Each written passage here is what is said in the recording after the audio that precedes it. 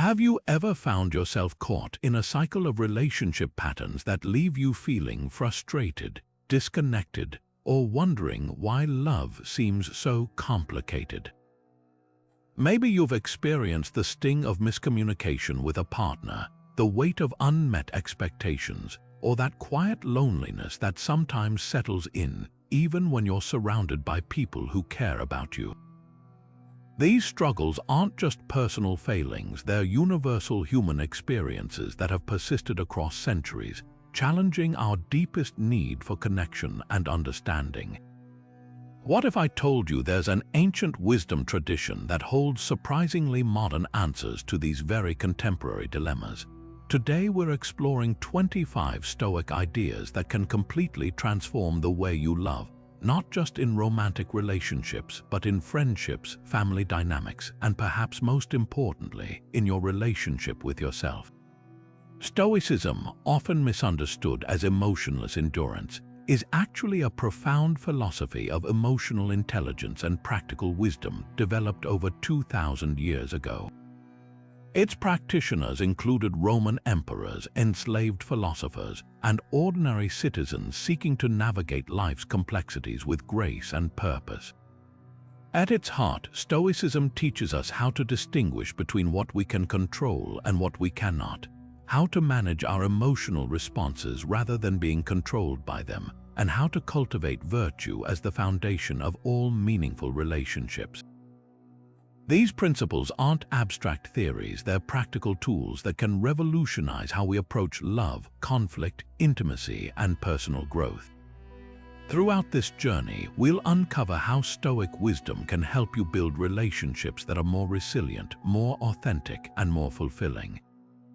You'll discover how to approach love with clarity instead of confusion, with purpose instead of reactivity, and with deep self-awareness that transforms every connection you cherish.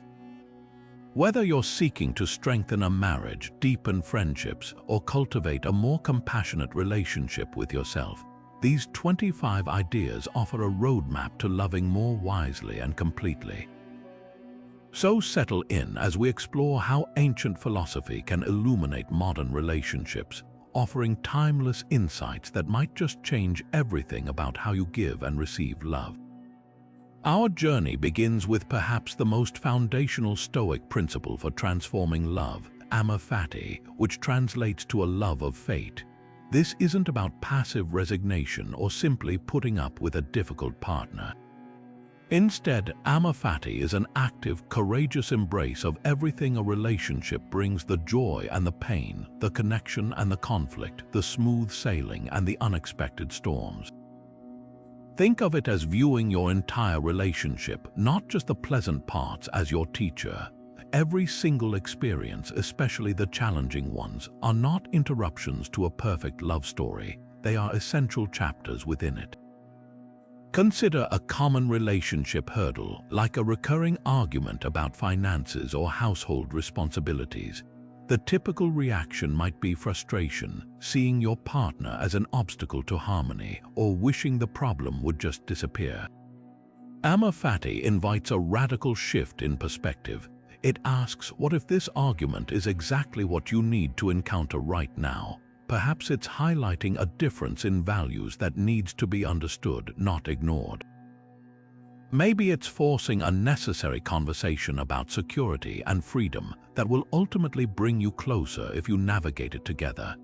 This challenge isn't a sign that your relationship is broken. It's the raw material for building a stronger, more honest connection. This philosophy finds its roots in the writings of the Stoic emperor Marcus Aurelius, who reminded himself to welcome every event, even if it seems troublesome, because it contributes to the health of the whole universe and by extension to your own growth. Applying this to love means understanding that a frictionless relationship isn't a realistic or even desirable goal. It is through friction that we polish our rough edges, learn patience, and develop deeper empathy. A disagreement becomes an opportunity to practice compassionate communication. A period of distance can teach you about your own insecurities and needs. Even heartbreak, as devastating as it is, can be a masterclass in understanding your own heart and what you truly value in a partner. By practicing Amor Fati, you disarm life's unpredictability. You stop wasting energy fighting against reality, wishing your partner were different or that a problem hadn't arisen, and instead channel that energy into working with what is. This builds incredible emotional resilience. You are no longer a victim of circumstances in your relationship, but an active participant who meets each moment with curiosity and grace. You begin to love not in spite of the difficulties, but with a profound understanding that the difficulties are an inextricable part of the journey, shaping you and your capacity for love in ways that comfort alone never could. So how do we move from understanding this concept to actually living it within our relationships? The practice begins with a simple but powerful shift in your internal dialogue. The next time a disagreement arises, instead of immediately reacting with frustration or defensiveness, try pausing for just a moment. In that space, ask yourself a different question, not "Why is this happening to me?" but "What is this trying to teach us?" This isn't about suppressing your feelings, it's about engaging with them more intelligently. You might discover that a heated debate over something seemingly trivial, like leaving dishes in the sink, is actually a doorway to a deeper conversation about respect, shared space, or feeling seen and appreciated. Another practical exercise involves keeping a private journal dedicated to this reframing practice. At the end of each day, reflect on one specific friction point with your partner. Write it down honestly and then deliberately list 3 potential ways this challenge could serve your growth or the growth of the relationship. Perhaps your partner's forgetfulness is teaching you patience. Their different communication style might be forcing you to become a clearer, more articulate expresser of your own needs.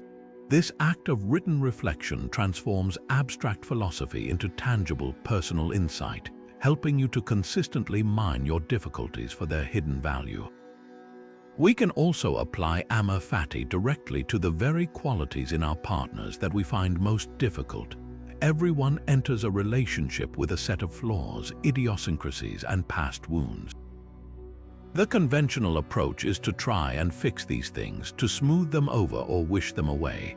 Amor Fati invites a more radical acceptance. Consider for a moment that the trait you find most frustrating might be the very thing you need to encounter to become a more loving, whole person. A partner who is overly cautious might be teaching a spontaneous person the value of forethought. Someone who is highly emotional could be offering a more stoic individual a masterclass in empathy and emotional validation. These aren't just obstacles, they are our personal tutors in virtue disguised as irritations. Finally, weave a thread of gratitude for the entire tapestry of your relationship, not just the bright colors. This goes beyond being thankful for the good times. It means actively cultivating appreciation for the struggles themselves. Verbally acknowledge the hard times you've weathered together and how they strengthened your bond. Thank your partner for the lessons they've taught you, even the painful ones. This practice of grateful recognition completely rewires your brain's response to difficulty, moving it from a threat to an opportunity. It allows you to love your actual relationship with all its beautiful complexity, rather than wasting energy mourning an idealized version that never existed.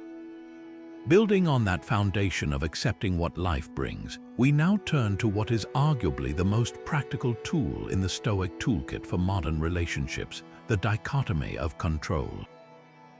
This principle acts like a filter for your mental energy, teaching you exactly where to focus your efforts and, just as importantly, where to release your grip. In the context of love, this is nothing short of revolutionary, because so much of our relationship anxiety stems from a fundamental confusion between what is ours to manage and what is not. Imagine you're preparing for a difficult conversation with your partner. Your stomach is in knots, your mind is racing through every possible thing that could go wrong. The Stoic would ask you to perform a simple but powerful sorting exercise. Make two mental lists. On one side, place everything that is genuinely within your power. Your intention to be kind and honest, the words you choose to express yourself, your ability to listen without interrupting, your commitment to staying calm and not reacting defensively, your effort to understand their perspective.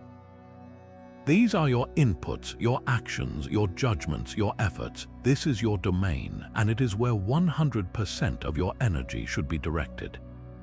Now, on the other side of that list, place everything that is ultimately outside your direct command. How your partner will react, whether they will agree with you, the emotions they will feel, the outcome of the conversation, whether they will feel hurt or get angry, or if this discussion will immediately solve the problem. These are the outcomes. While influenced by your actions, they are not yours to control. They belong to the external world, to another autonomous human being with their own thoughts, feelings, and free will. We exhaust ourselves, create immense anxiety, and set ourselves up for resentment when we constantly try to manage this second list as if it were the first.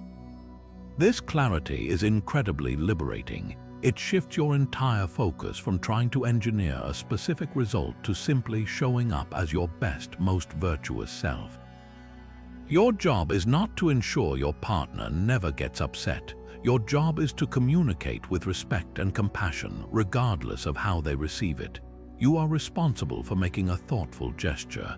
You are not responsible for guaranteeing it receives the exact appreciation you envision. This doesn't make you cold or detached. On the contrary, it allows you to engage more fully and lovingly because you are no longer poisoned by the anxiety of needing to control another person's internal experience. You offer your best and release your attachment to how it must be received. We can see this play out in countless daily scenarios. Consider the anxiety of waiting for a text back after a first date.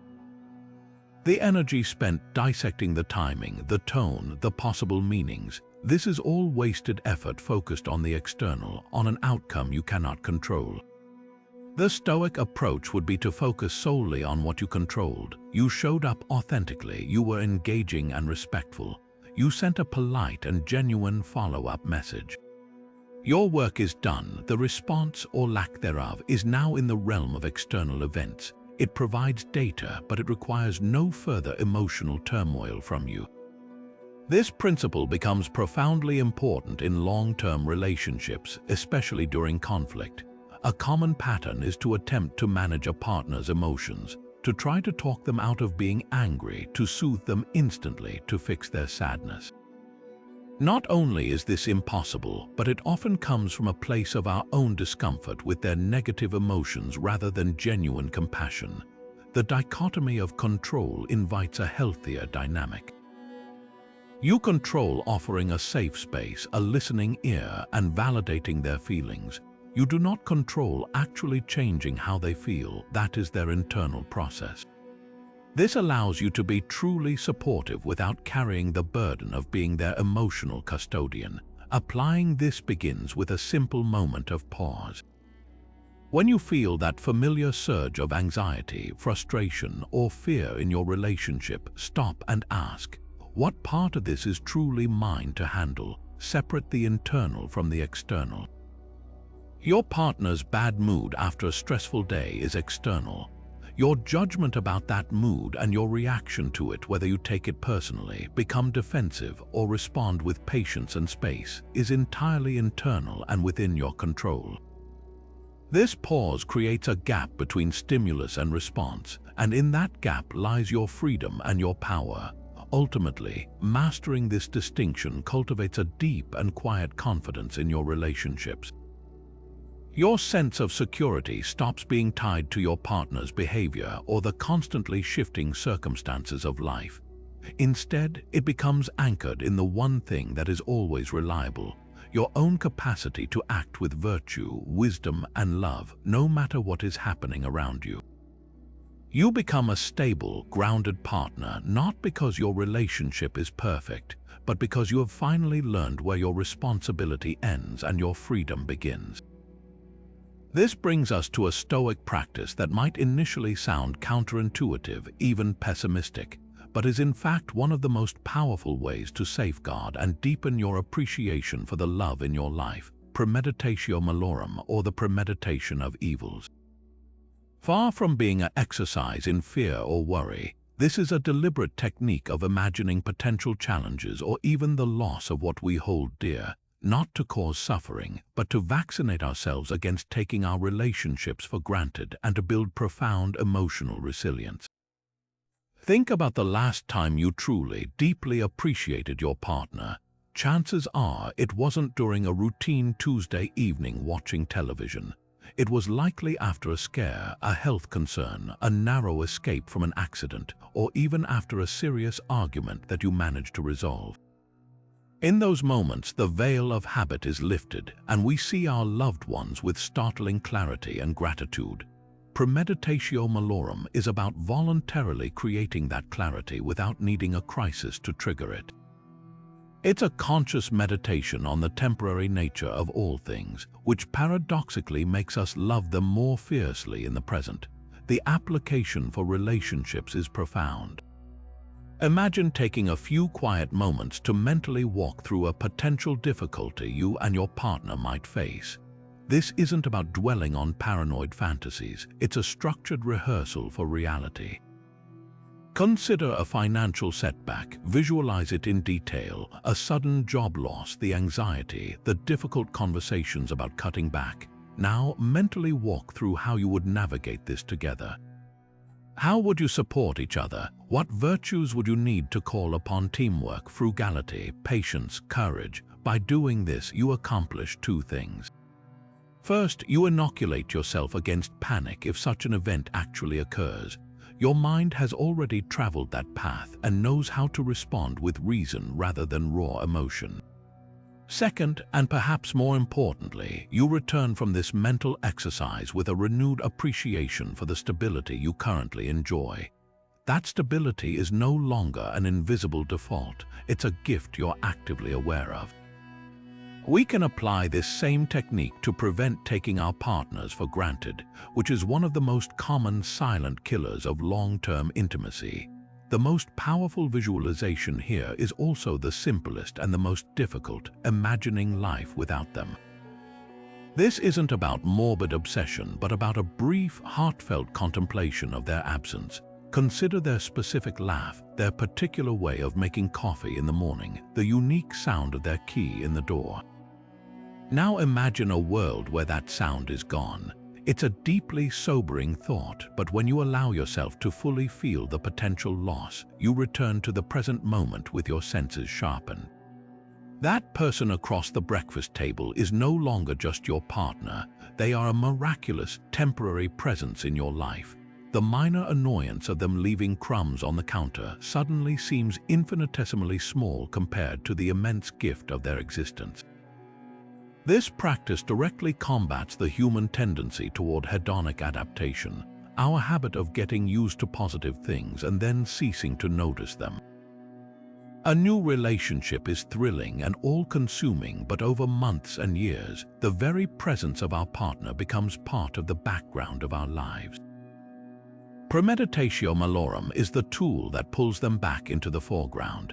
It's the intentional act of breaking through the autopilot of daily life to truly see the person you love with all their quirks and qualities, and to recognize that none of this is guaranteed. This doesn't create anxiety, it creates a profound and active gratitude that becomes the bedrock of your relationship. For couples who wish to explore this together, it can become a powerful shared practice for strengthening your bond. Set aside a few quiet minutes together and take turns expressing one thing you appreciate about the other, but frame it through the lens of its absence. For example, instead of saying, "I appreciate that you're a good listener," you might say, "I was imagining what it would be like if I couldn't come to you with my problems, and it made me realize how much I value your patience and how you always make me feel heard." This framing transforms a simple compliment into a much deeper acknowledgement of their essential role in your life. It's a practice that cultivates a shared awareness of your relationship's fragility and beauty, moving you both from a state of passive consumption of love to one of active, grateful participation. This focus on what we can control flows directly into the very heart of Stoic philosophy, the principle that virtue or moral excellence is the sole good. For the Stoics, this wasn't just a nice idea, it was the entire foundation for a well-lived life. In the context of love and relationships, this principle creates a seismic shift in our priorities. It moves the goalposts from seeking a specific outcome, like reciprocity, constant harmony, or a storybook romance, to a far more profound and reliable aim, becoming a virtuous partner yourself, regardless of the result. What does this actually mean on a Tuesday evening? It means that your primary mission in a relationship is not to be loved, but to love well. It's the difference between performing kindness to earn points and practicing kindness because it is the right and honorable thing to do. The 4 cardinal Stoic virtues give us a beautiful framework for what this looks like in action. Wisdom guides you to understand your partner's needs and the true nature of your shared challenges, rather than reacting from ego or misunderstanding. Courage empowers you to have the difficult conversations, to be vulnerable, and to set healthy boundaries when necessary. Justice calls you to treat your partner with fairness, respect, and genuine regard for their well-being as an equal. And temperance helps you manage your desires and reactions, preventing jealousy, anger, or selfishness from dictating your behavior. When you make virtue your highest goal, you fundamentally change the power dynamics in your relationship. You are no longer emotionally hostage to your partner's bad day or their fluctuating affections. Your sense of worth and success is no longer tied to whether they remembered your anniversary or whether every conflict is resolved perfectly. Instead, your metric for a good day becomes an internal one. Did I act with integrity? Did I communicate with compassion? Was I fair and patient? This internal scorecard is incredibly liberating. It means you can have a successful relationship even during a disagreement, because success is measured by how virtuously you navigated the disagreement, not by whether you won or immediately restored perfect harmony. Consider how this applies to a common source of anxiety, unexpressed needs. Often, we hesitate to communicate what we need from our partners because we fear their reaction, rejection, annoyance, or disappointment. We are focused on the external outcome. The virtuous approach, guided by courage and justice, reframes this. Your responsibility is not to control their reaction, but to honor the relationship and yourself by expressing your needs clearly and respectfully. You do this because it is the right and courageous thing to do for the health of the connection. Whether your partner responds with openness or defensiveness is their own domain of virtue to navigate. You have done your part, and in doing so, you have already succeeded. This philosophy also transforms how we handle perceived slights or hurts. Without virtue as the anchor, a partner's forgetful remark can trigger a spiral of insecurity and retaliation. With it, you engage your wisdom to question your initial judgment. Was that comment truly meant to be malicious, or was it a clumsy expression of something else? You exercise temperance by pausing before firing back a hurtful response. You act with justice by giving them the benefit of the doubt and seeking clarity. And you find the courage to address the issue calmly if needed. The entire interaction is elevated from a petty skirmish to a practice in moral character. Ultimately, loving with virtue as the highest good makes you a source of stability and strength.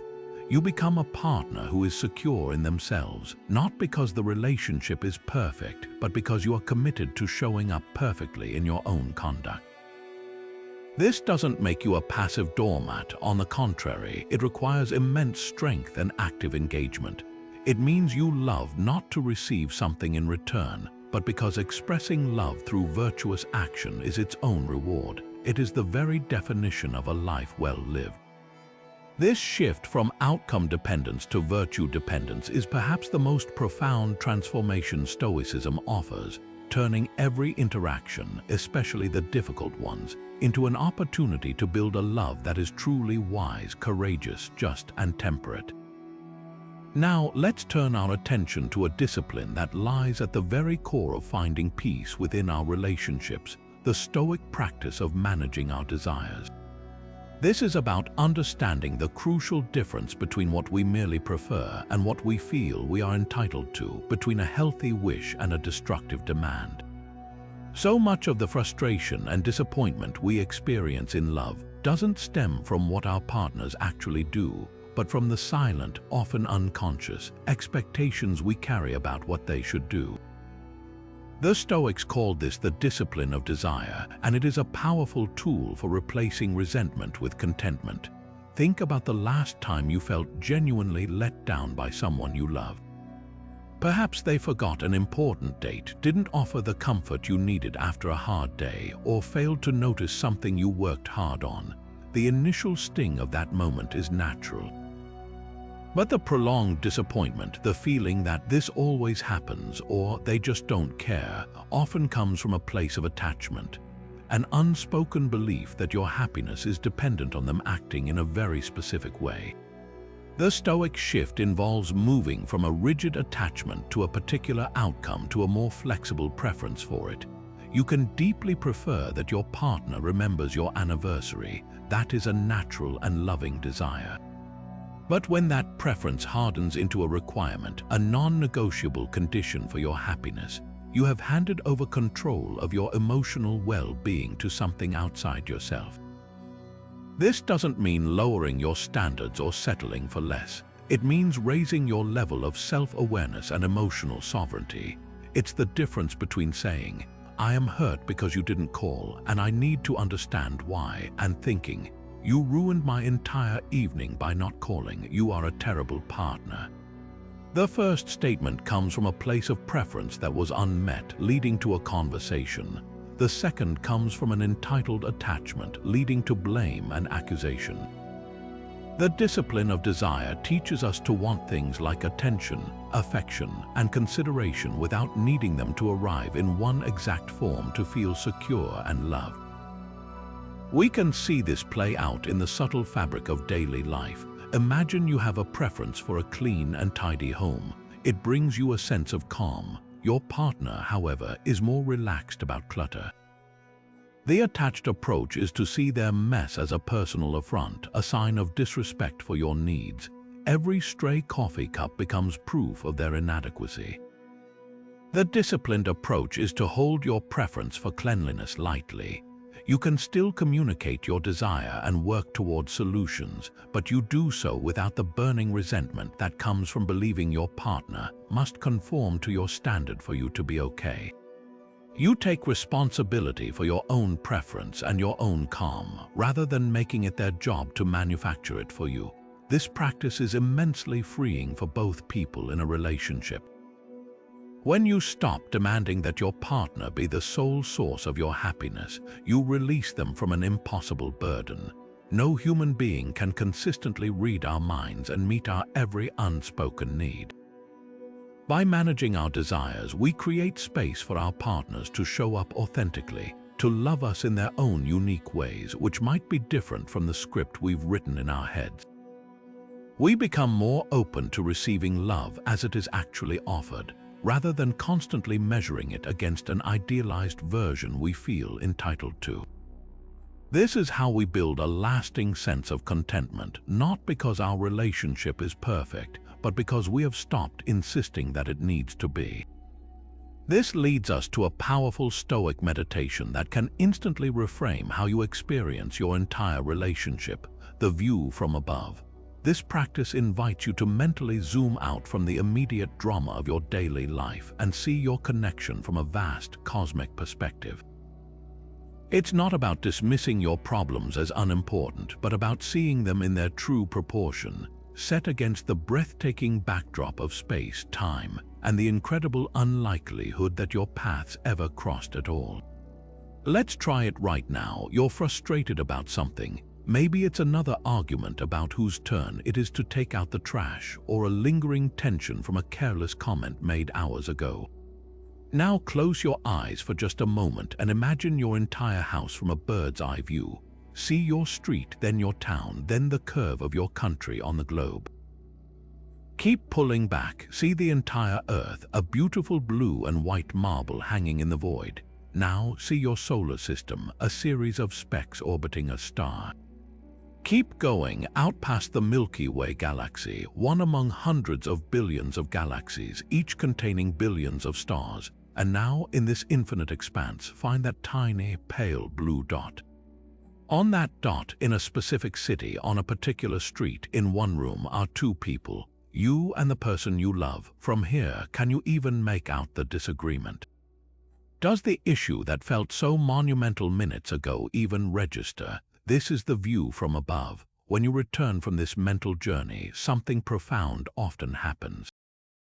The problem hasn't vanished, but its emotional weight has been recalibrated. That sharp edge of anger or irritation is softened by a wave of perspective. You are reminded that you and your partner are not just two people in a room. You are two conscious beings on a fragile planet, navigating life together amidst the incomprehensible vastness of the cosmos.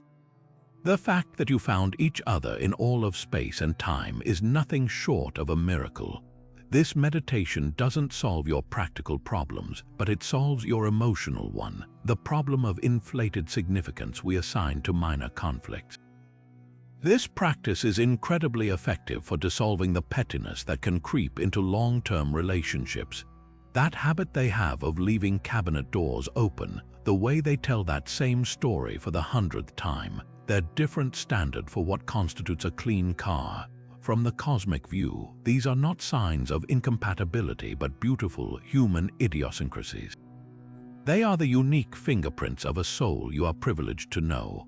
The view from above transforms annoyance into curiosity, criticism into compassion. It helps you prioritize what truly matters, saving your emotional energy for the real challenges and allowing the small stuff to simply fade into the background noise of a shared life. You can incorporate this perspective as a daily habit without any formal meditation. The next time you feel a wave of frustration rising, simply pause and look at your partner's hands. Really look at them, see the lines and scars, the history they hold. These hands are connected to a person with an entire inner universe of memories, dreams, and fears, a universe you get to be a part of. Or step outside on a clear night and look up at the stars together.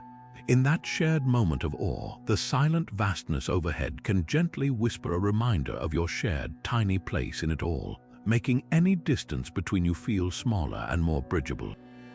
This practice is the ultimate antidote to taking each other for granted, constantly renewing your sense of wonder for the extraordinary, ordinary miracle of your connection. Now we arrive at a Stoic concept that may seem jarring at first, yet holds the key to unlocking the most profound and urgent love possible. Memento mori, the remembrance that we must die. This is not a morbid fixation on the end, but a powerful tool for breathing vibrant life into every moment we share with the people we cherish. It is the ultimate antidote to taking love for granted, transforming vague intentions of connection into immediate, meaningful action. Think about the last time you put off a difficult but important conversation, telling yourself you'll get to it next week. Or the moment you felt a surge of gratitude for your partner but let it pass unspoken, assuming there would always be a better time to say it.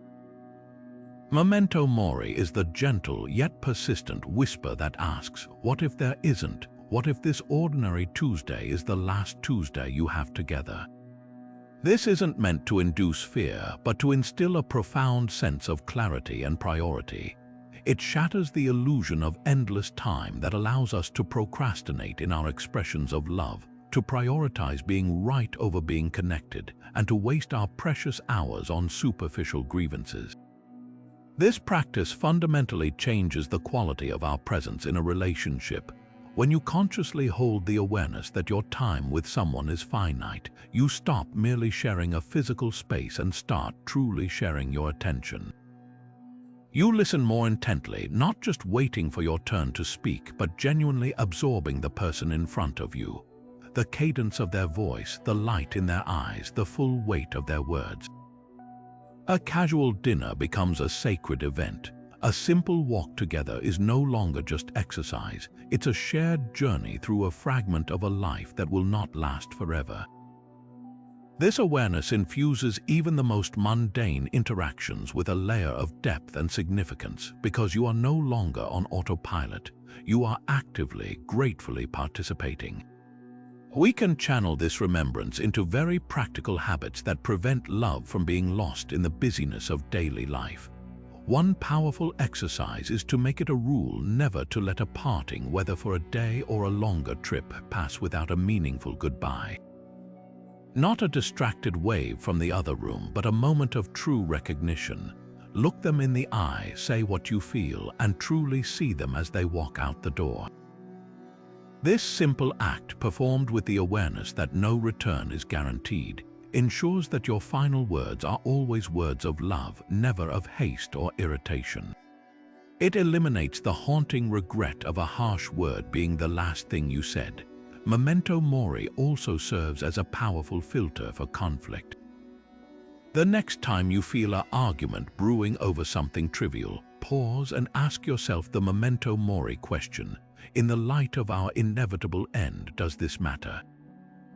Will I care about who was right about the dishes or the forgotten errand when I am on my deathbed, or will I only care about the love we shared? This perspective doesn't mean you ignore problems, it means you approach them with a different hierarchy of values. It encourages you to address issues from a place of wanting to restore connection quickly, rather than from a place of needing to win or punish. You seek resolution not for the sake of peace, but for the sake of preserving the limited, invaluable time you have to spend in harmony. Ultimately, embracing this practice cultivates a love that is both tender and fierce. It is tender in its daily gratitude for the miracle of another person's presence. It is fierce in its refusal to waste a single second on pettiness, pride, or postponement. It reminds us that love is not a passive state to be enjoyed, but an active verb to be practiced urgently, intentionally, and beautifully, with every goodbye, every conversation, and every quiet moment in between. By remembering that everything ends, we are gifted with the clarity to begin truly loving right now without another moment's delay. This practice of holding our goals and desires with an open hand brings us to one of the most practical and anxiety-reducing tools in Stoicism, known as the reserve clause. In its simplest form, it's the mental habit of tagging any plan or ambition with the silent phrase "fate permitting" or "if nothing prevents it." When applied to the delicate world of relationships, this isn't a statement of doubt or a lack of commitment. It's a profound acceptance of life's inherent unpredictability, and it serves as an emotional shock absorber for the heart. Think about the way we typically set relationship goals. We might say, we're going to buy a house together next year, or we'll finally take that dream vacation to Italy, or even we will start a family. These are beautiful intentions, full of hope and shared purpose. The problem arises when we cement these plans in our minds as certainties, as promises the universe is obligated to keep. The reserve clause invites us to hold these very same intentions, but with a softer grip. It's the difference between the rigid, entitled thought of "we will buy that house" and the more flexible, realistic thought of "we intend to buy that house, fate permitting." This slight shift in phrasing acknowledges that a job loss, a market crash, or a family illness could alter your path without diminishing your commitment to trying. The magic of this clause lies in what it does for your emotional resilience. By building the possibility of obstacles directly into your expectations, you preemptively disarm disappointment. You are preparing your mind for reality, not for a perfect fantasy. Imagine you and your partner have planned a romantic weekend getaway for weeks. You've been looking forward to it, counting down the days. The Stoic approach, using the reserve clause, is to hold that excitement while also quietly acknowledging that a car could break down, someone could get sick, or a work emergency could arise. This isn't pessimism, it's wisdom. When you've already contemplated these potential interruptions, if one actually occurs, you aren't emotionally devastated. You're disappointed, of course, but you can pivot with grace, saying, "Well, fate did not permit this one, we'll try again." Your entire evening isn't ruined because your mental preparation included this very possibility. This is incredibly powerful for navigating the bigger, more vulnerable dreams within a relationship. Consider the deeply personal goal of starting a family. A couple may intend to have children, investing immense emotional and physical energy into that outcome. The rigid approach attaches all their future happiness to this single result, making a potential fertility struggle not just a medical challenge but a catastrophic personal failure. The Stoic approach, guided by the reserve clause, allows them to pour their hearts into trying while simultaneously holding the thought, "We will have a child, fate and health permitting." This creates a crucial space for acceptance and adaptability. If difficulties arise, their entire worldview and sense of self-worth aren't shattered. They can grieve the unmet preference, then begin to wisely explore what a fulfilling life might look like if fate does not permit biological children, perhaps through adoption, fostering, or building a different kind of legacy together. The goal wasn't abandoned, it was simply pursued with an understanding that the final outcome was never entirely in their hands. We can apply this same principle to the very survival of the relationship itself. We enter partnerships hoping they will last forever, and we should strive toward that end with all our effort. But to demand a guarantee of forever is to set yourself up for terrible anxiety or devastating grief. The wise approach is to commit fully to the relationship today with a silent reserve clause in your heart. I will be the best partner I can be today for as long as fate permits us to be together. This might sound like it undermines security, but it actually creates a more authentic and profound security. Your peace is no longer dependent on the impossible promise of an uncertain future. It is rooted in the quality of your commitment in this present moment. You love completely without demanding a guarantee of return, which is the purest and most courageous form of love.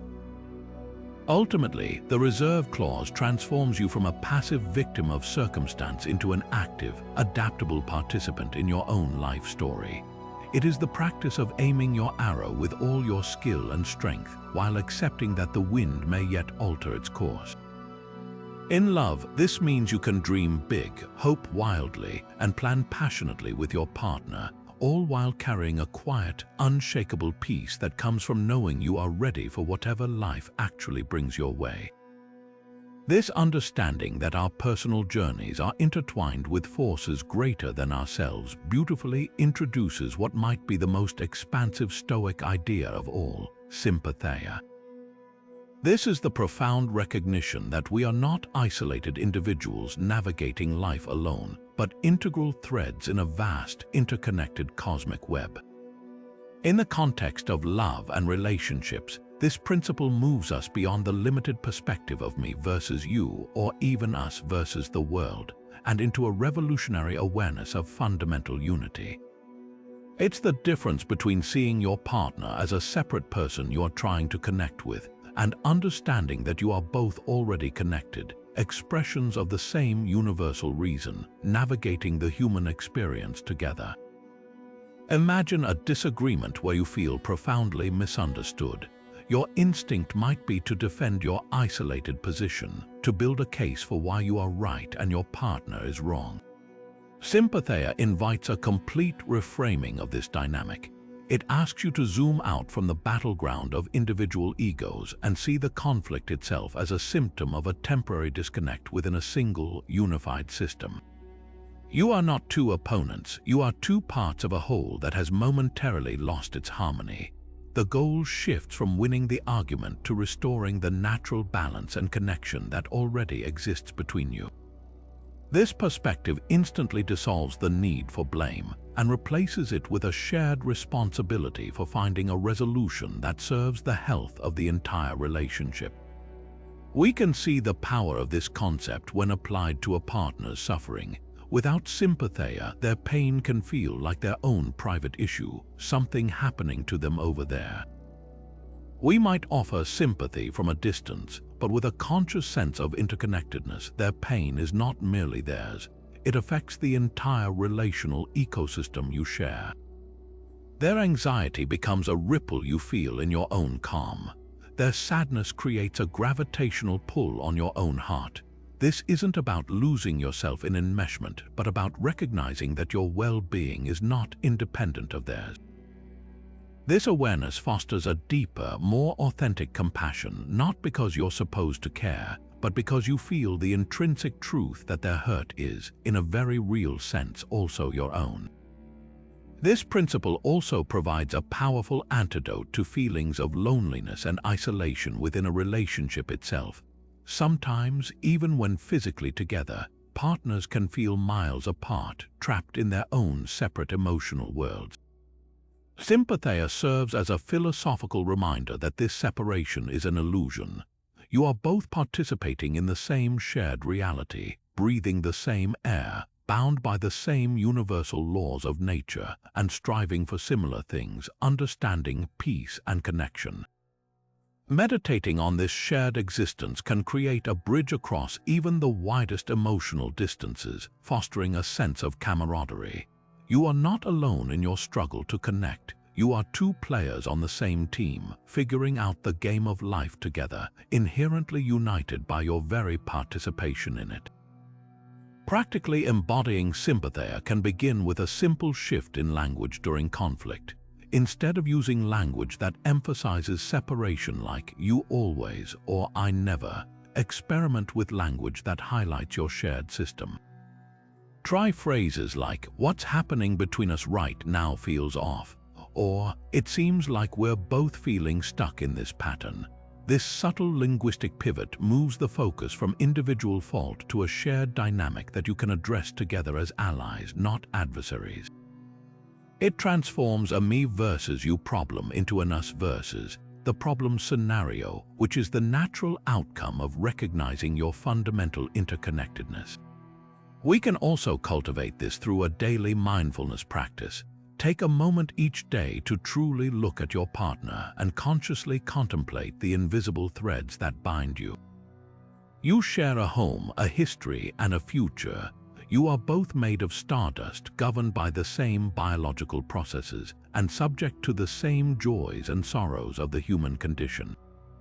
This isn't just poetic thinking, it's a factual reflection on your place in the cosmos. By regularly grounding yourself in this truth, you nurture a default state of empathy and reduce the frequency and intensity of conflicts because you start from a foundation of connection rather than separation. You begin to love not just the person, but the profound, mysterious fact of your connection itself, seeing your relationship as a unique and beautiful manifestation of the universe's inherent tendency toward relationship. This brings us to a deceptively simple yet transformative Stoic skill, the art of acquiescence. At its heart, this is the practice of consciously and willingly accepting reality exactly as it is, not as we desperately wish it would be. In the context of our relationships, this is arguably one of the most powerful tools for dismantling resentment and building a foundation of genuine peace. It's the decision to stop arguing with the facts of a situation and to start working with them creatively, which is the only place from which real change can actually begin. Imagine you've just discovered your partner made a significant financial decision without consulting you. The initial wave of anger and betrayal is natural. The un-Stoic reaction is to spend hours or even days mentally battling against this reality. You rage against the fact that it happened, replaying the scenario in your head with a different ending where they did the right thing. You might give them the silent treatment, hoping to punish them into being the person you wish they were, the one who would never do such a thing. This internal struggle against what is already true is the primary source of our suffering. It's like slamming your head against a brick wall and then being upset about the headache. Acquiescence is the moment you finally stop slamming. You take a deep breath and say to yourself, "Okay, This happened, this is the current reality, how do I proceed from here? This shift is not resignation or approval. It does not mean you agree with their action or that you shouldn't feel hurt. Acquiescence is simply the act of acknowledging the truth of the present moment without immediately filtering it through your judgment. It is the crucial first step that separates a reactive outburst from a responsive conversation. By accepting that the event occurred, you free up all the mental energy you were wasting on denial and resistance and can now channel it into understanding and resolution. You can move from "how could you do this to me?", which is a question about the immutable past, to "how do we move forward from this together?", which is a question about the actionable future. We can see the power of this art in smaller, daily frustrations as well. Your partner is consistently 10 minutes late. You've discussed it, they've apologized, but it remains a pattern. You have two choices. You can continue to fight this reality, letting your anger simmer each time, arriving on time yourself just to fuel your indignation, and allowing their lateness to ruin the first 20 minutes of every outing. Or you can practice acquiescence. You can accept that for now this is a part of who they are. It is a fact of your shared life, like rain on a picnic.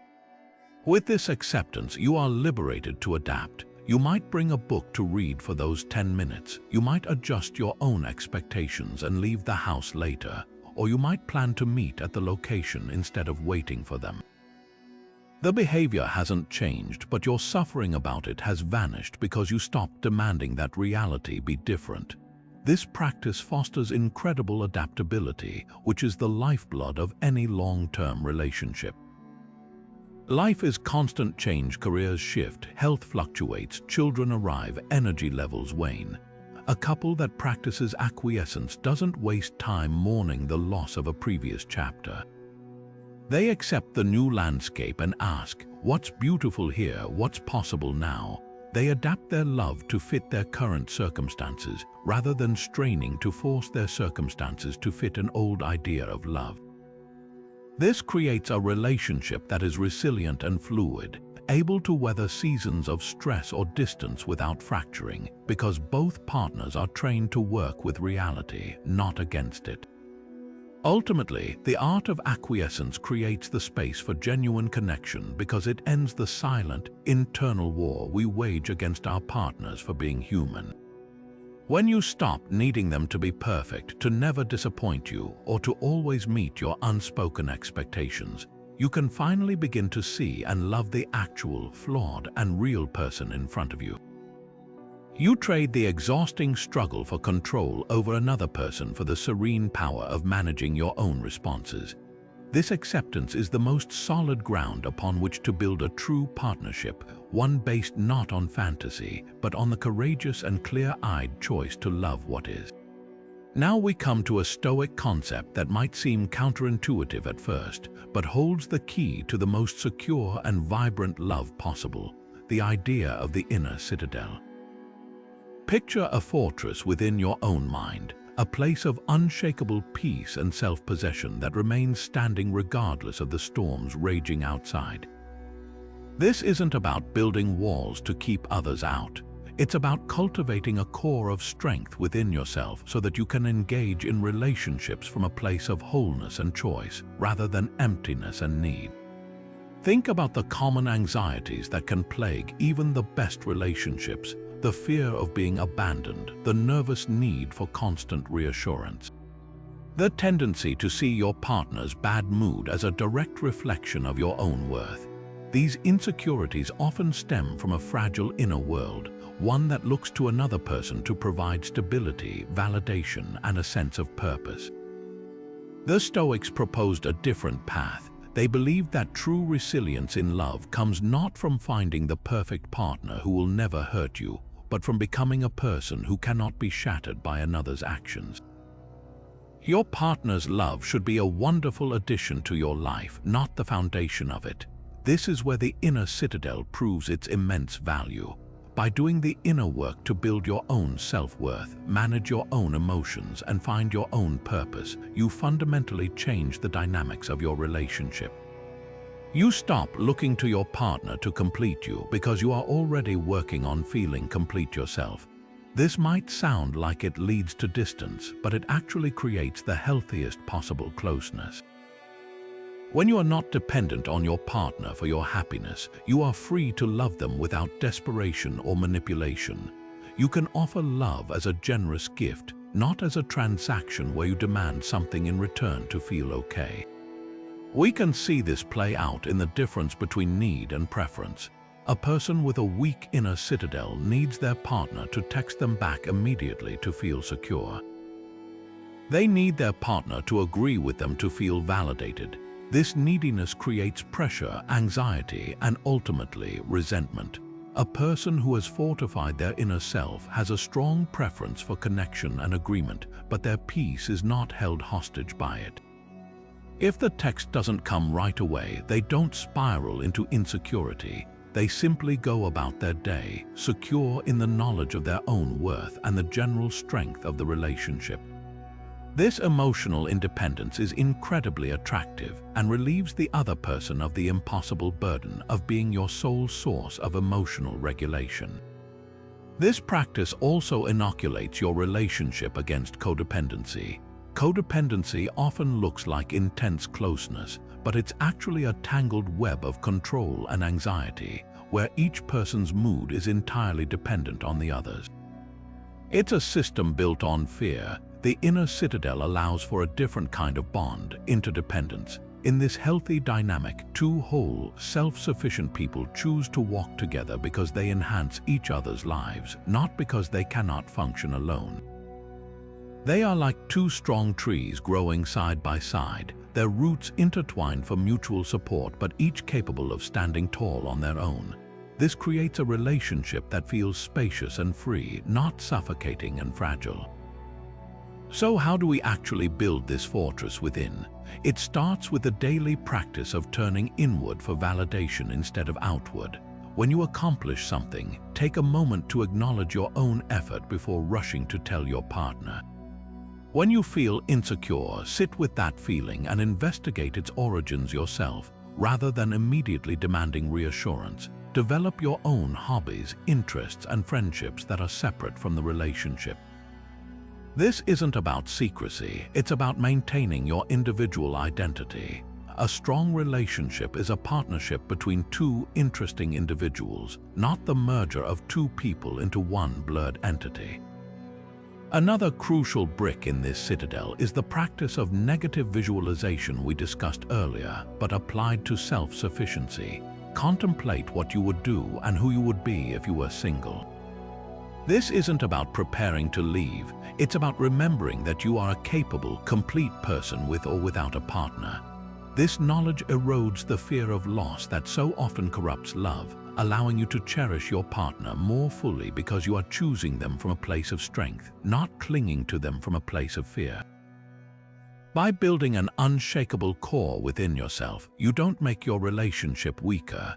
You make it invincible because it is now founded on the free and joyful choice of two whole people, not the desperate need of two halves. Building on the idea of cultivating inner strength, we now turn our attention to a cognitive tool that can dramatically reshape the emotional landscape of our relationships: objective judgment. This is the Stoic practice of learning to separate the raw, unfiltered facts of a situation from the story we instinctively layer on top of it. In love, we are master storytellers, constantly interpreting our partner's actions through a lens of our own fears, past wounds, and unmet expectations. Objective judgment is the discipline of pausing that narrative instinct to ask one simple, powerful question: what are the bare facts before I assign any meaning to them? Imagine your partner comes home from work, walks through the door, gives you a brief hello, and then immediately goes to the other room to watch television. The raw data is simple. Your partner entered the house, spoke a greeting, and changed locations. But the story you might tell yourself could be filled with emotional distortion. They're ignoring me, they don't care about my day, they must be angry with me about something, I must have done something wrong. This story, built on assumptions and projections, can trigger a reaction of defensiveness, coldness, or an accusatory question, potentially starting a conflict over an event that, in reality, has no inherent negative meaning. The Stoic practice is to consciously strip away the story and sit with the neutral facts. They are home, they said hello, they are in the other room. That's it. This skill is not about becoming robotic or dismissing your feelings. It's about ensuring your emotional responses are proportionate and based in reality, not in the frightening fiction your mind can create. The goal is to move from a reactive state to a responsive one. Instead of immediately reacting to your interpretation, you first clarify the facts. This creates a crucial pause, a moment of space between the event and your response where wisdom can enter. You might then choose to investigate with curiosity rather than accusation. A calm, objective approach would be to later say, "I noticed you seemed quiet when you got home. Is everything okay, or were you just needing some time to decompress?" This opens a door for connection instead of slamming it shut with an assumption-driven attack. We can apply this to some of the most common sources of relationship tension, like interpreting text messages. A message that reads, "fine," can feel like a cold dismissal, launching a spiral of anxiety about what you did wrong. But the objective data is just a single word on a screen. The tone, the anger, the disappointment, that is all a story you are writing. Perhaps they were simply busy or their phone was about to die. The practice of objective judgment would be to refuse to write the story until you have more data.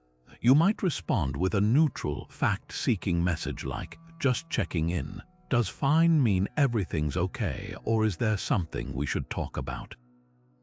This approach seeks clarity instead of confirming a fear, preventing countless minor misunderstandings from escalating into major arguments. To develop this skill, try a simple journaling exercise. When a situation with your partner triggers a strong emotional reaction, take out a piece of paper and draw a line down the center. On one side, write the facts. List only what you observed with your senses, what was literally said or done, with no descriptive adjectives or assumptions. On the other side, write "my story." This is where you give free rein to all your interpretations, fears, and projections. The mere act of physically separating the two reveals how much of your distress is self-generated. You begin to see that your suffering is not caused by the event itself, but by your judgment of the event. This realization is incredibly empowering because while you cannot always control events, you can always work to improve your judgments. Ultimately, mastering objective judgment is a gift of peace you give to both yourself and your partner. It dramatically reduces the number of conflicts that arise from pure misunderstanding. It trains you to become a detective of reality rather than a prisoner of your perceptions. By consistently striving to see your partner and their actions clearly without the fog of your own insecurities, you create a relationship environment built on curiosity, trust, and genuine understanding, where love is based on who the other person actually is, not on the character you sometimes mistake them for in the stories you tell yourself. This practice of objectively observing our judgments leads us directly to one of the most immediately useful tools for any relationship, the Stoic pause. Think of it as a circuit breaker for your emotional reactions, a deliberate moment of space inserted between a triggering event and your response. In that tiny gap, which can feel like an eternity in the heat of the moment, lies all your freedom and power to choose a different path, to break a destructive pattern, and to respond with wisdom instead of reacting from wounded pride or fear. Imagine your partner says something that instantly sends a jolt of anger through you. Maybe it's a criticism about your driving, a dismissive comment about something you're passionate about, or a remark that touches on a deep insecurity. The automatic, habitual response is to fire back immediately, to defend, to counterattack, to prove your point. This is the stimulus-response loop that fuels so many arguments, where both people are simply reacting to the last thing said without any real thought. The Stoic pause is the conscious decision to disrupt that automation. It's the mental equivalent of taking your finger off the trigger before you pull it. Implementing this pause is a skill, and like any skill, it requires specific, practical techniques. The simplest and most physical is to focus on your breath. When you feel that surge of emotion before a single word leaves your mouth, you consciously take one slow, deep breath in and then let it out even more slowly. This isn't just a cliché, it's a physiological intervention. It activates your parasympathetic nervous system, slowing your heart rate and calming the fight or flight response that wants to turn a discussion into a battle. That single breath creates just enough space for the higher functions of your brain, the prefrontal cortex, to come back online and offer a wiser suggestion than your amygdala's scream of retaliation. Another powerful technique is to physically change your environment for a moment. If you're standing in the kitchen having a heated discussion, simply say, "I need a moment, I'm going to get a glass of water," and walk to the sink. The act of moving, of focusing on a simple, mundane task, disrupts the escalating emotional charge. It gives you a chance to collect your thoughts and reminds you that you are a person who can choose to walk away from the brink, not a pawn being pushed by emotion. This isn't storming off in anger. It's a temporary, respectful withdrawal for the sake of the relationship's health with the stated intention to return. You can also use an internal mantra during this pause, a pre-prepared Stoic phrase that acts as an anchor. It might be something as simple as "this is an impression, not the truth," reminding yourself that your initial interpretation of their words is just that, an interpretation which may be flawed. Or it could be the question, "Will this matter in a year?" which instantly shrinks most transient irritations down to their proper size. These mental tools give your mind something constructive to do in that crucial pause instead of just rehearsing your next cutting remark. The transformation that occurs when you consistently practice this pause is nothing short of miraculous. What was once a reactive pattern criticism met with defensiveness, leading to escalation, becomes a thoughtful interaction. You move from being a combator to being an investigator. Instead of reacting to the perceived attack, you use the pause to get curious. You might respond with, "That comment felt sharp to me. Can you help me understand what you meant by that?" Or, "It sounds like you're really upset about this. Can we talk about what's underneath it?" This shifts the entire dynamic from adversarial to collaborative. You are no longer trying to win an argument. You are trying to understand your partner and be understood by them. This practice fundamentally changes your role in the relationship dynamic. You become a source of stability rather than a source of volatility. Your partner will learn that they can express frustration or even anger without it automatically triggering a nuclear response. This creates a safer space for honesty because difficult emotions can be aired without the immediate fear of setting off an explosion. Over time, this builds immense trust and intimacy because both people feel secure that even in conflict, the goal is understanding and resolution, not victory and domination. The Stoic pause, in the end, is the ultimate practice of loving wisely. It is the decision to prioritize the health of the connection over the temporary satisfaction of being right. This expansive view naturally unfolds into one of the most beautiful and radical ideas in Stoic thought, cosmopolitanism, the profound belief that every human being is a citizen of the same world, connected by our shared capacity for reason and our common humanity. When we bring this philosophical lens into our most intimate relationships, it transforms the very foundation of how we see our partner, moving them from a separate individual who exists to meet our needs to a fellow traveler on the same human journey, deserving of the same dignity and respect we would offer any citizen of the world. Consider how ego typically operates in a disagreement. We dig in, defending our position because it is our position. We see our partner's differing view as a threat to our rightness, a challenge to our identity that must be defeated. Cosmopolitanism invites a complete reframing of this dynamic. It asks us to see the person across from us not as an opponent, but as another rational being, just like us, who is also using their best judgment to navigate a complex world. Their perspective, however different from yours, is not an attack. It is the conclusion of their own reasoning, shaped by their unique experiences, fears, and hopes. This shift from adversary to fellow citizen instantly de-escalates conflict, replacing a battle of wills with a collaborative search for a shared truth that honors both of your capacities for reason. This perspective is a powerful antidote to the subtle hierarchies that can poison relationships. Without this view, it's easy to fall into the trap of seeing yourself as slightly more rational, more logical, or more right than your partner. You might dismiss their emotional response as irrational or their concern as trivial compared to your own. Cosmopolitanism dismantles this arrogance. It reminds you that you are both equal citizens in the grand scheme of things, both flawed and beautiful humans trying to figure life out.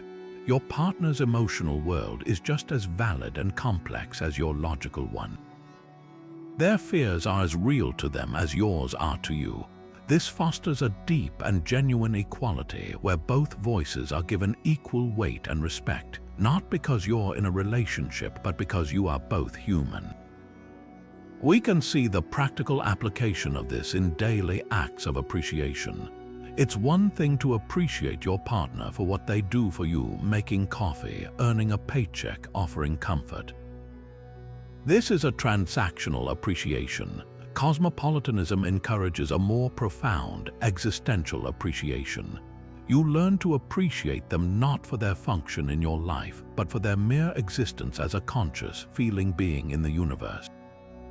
You look at them reading a book or sleeping and feel a wave of respect for the sheer miracle of their consciousness. You appreciate their struggles not because you have to solve them, but because you recognize the universal human dignity in their effort to persevere. This transforms love from a contract of mutual benefit into a sacred recognition of another soul. This idea also expands the very boundaries of your relationship, connecting it to something larger than just the two of you. A couple that embraces cosmopolitanism sees their partnership not as an isolated unit, but as a small cell within the larger body of humanity. Their decisions are made with an awareness of their impact on the wider world. Their kindness to each other becomes practice for being kinder citizens. The patience they cultivate at home is the same patience they can offer to a frustrating stranger. Their relationship becomes a training ground for virtue that then ripples outward, making them not just better partners, but better neighbors, friends, and members of the global community. Your love story is no longer just your own. It is your unique contribution to the collective project of human flourishing. To embody this in your daily life, try a simple mental exercise. The next time you feel irritation or frustration with your partner, pause and consciously reframe them in your mind's eye. See them not as your boyfriend, wife, or partner, but simply as a person. A person who has known joy and pain, who has dreams and disappointments, who is trying their best with the tools they have, just like you. This momentary depersonalization is not cold, it is the ultimate empathy. It allows you to bypass the narrow story of what they did to me and connect with the universal human story you both share. From this place, your response will more likely be guided by compassion than by complaint. You can also make it a shared practice to engage with the world beyond your front door. Volunteer together for a cause you both care about. Discuss world events not just as news, but as the experiences of your fellow global citizens. Extend hospitality to friends and strangers alike, making your home a small embassy of cosmopolitan welcome. These actions reinforce the philosophical truth that your bond is part of a vast, interconnected web. By actively loving the world together, you will find that you strengthen the love between you, grounding it in a purpose far greater than yourselves, and creating a partnership that is both a private sanctuary and a public good. While the idea of seeking comfort is deeply ingrained in our view of relationships as a safe haven from life's hardships, Stoicism offers a powerful counterintuitive practice that can actually forge an unbreakable bond: voluntary discomfort. This isn't about creating misery or manufacturing problems. It's the deliberate and occasional choice to step outside your shared comfort zone together. Think of it as a form of emotional and relational calisthenics. Just as muscles only grow stronger when subjected to resistance, a relationship develops deeper resilience, trust, and appreciation when it willingly navigates minor hardships that you have chosen, rather than ones that have been forced upon you by circumstance. Consider how many modern couples live. We curate our environments for maximum ease. We stream endless entertainment, have food delivered with a tap, and can avoid difficult conversations with digital distractions. While comfortable, this constant ease can make a relationship fragile, like a plant grown in a perfectly controlled greenhouse, beautiful, but vulnerable to the first real storm it encounters. Voluntary discomfort is the practice of occasionally opening the greenhouse doors to let in a little wind and rain, strengthening your connection so it can thrive in any weather. This practice has ancient roots. The Stoics, from Musonius Rufus to Seneca, regularly engaged in simple living, not because they had to, but to remind themselves that they could be happy with less and to never take their comforts for granted. So what does this look like in a practical sense for a couple? One of the most accessible places to start is with a shared digital detox. Designate an evening or even a full weekend where you both voluntarily surrender your phones, tablets, and laptops. The initial discomfort might be a fidgety boredom, a feeling of being disconnected from the wider world, but in that created space, something magical happens. Without the easy escape of a screen, you are left with only each other and the immediate environment. You might actually have a long, meandering conversation for the first time in months. You might dig out a board game, go for a walk without the urge to document it, or simply sit in comfortable silence, relearning the art of just being together without external input. This voluntary discomfort of boredom often reveals the profound comfort of true presence. Another powerful application is to voluntarily initiate the difficult conversations you've been putting off. Most couples have a few topics they instinctively avoid. Perhaps it's a recurring financial tension, a concern about intimacy, or a difference in parenting styles. The easy, comfortable path is to keep avoiding them. The path of voluntary discomfort is to schedule a time to gently and courageously bring it up. You might say, "I know we both find this topic a bit stressful, but I feel it's important for us to understand each other better.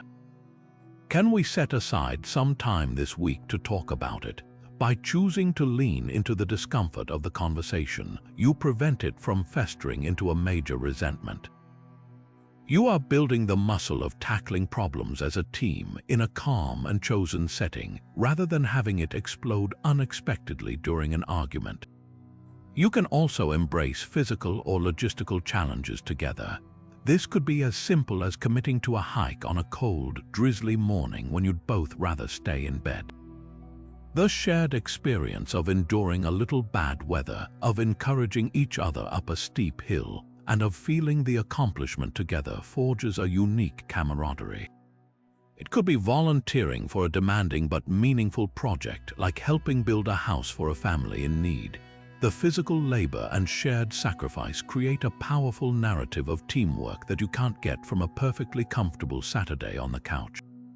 These experiences become shared stories of perseverance, little monuments to your ability to handle difficulty as a united front. The ultimate benefit of this practice is that it recalibrates your baseline for happiness.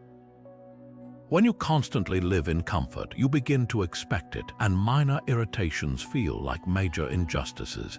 The internet being slow can ruin an evening.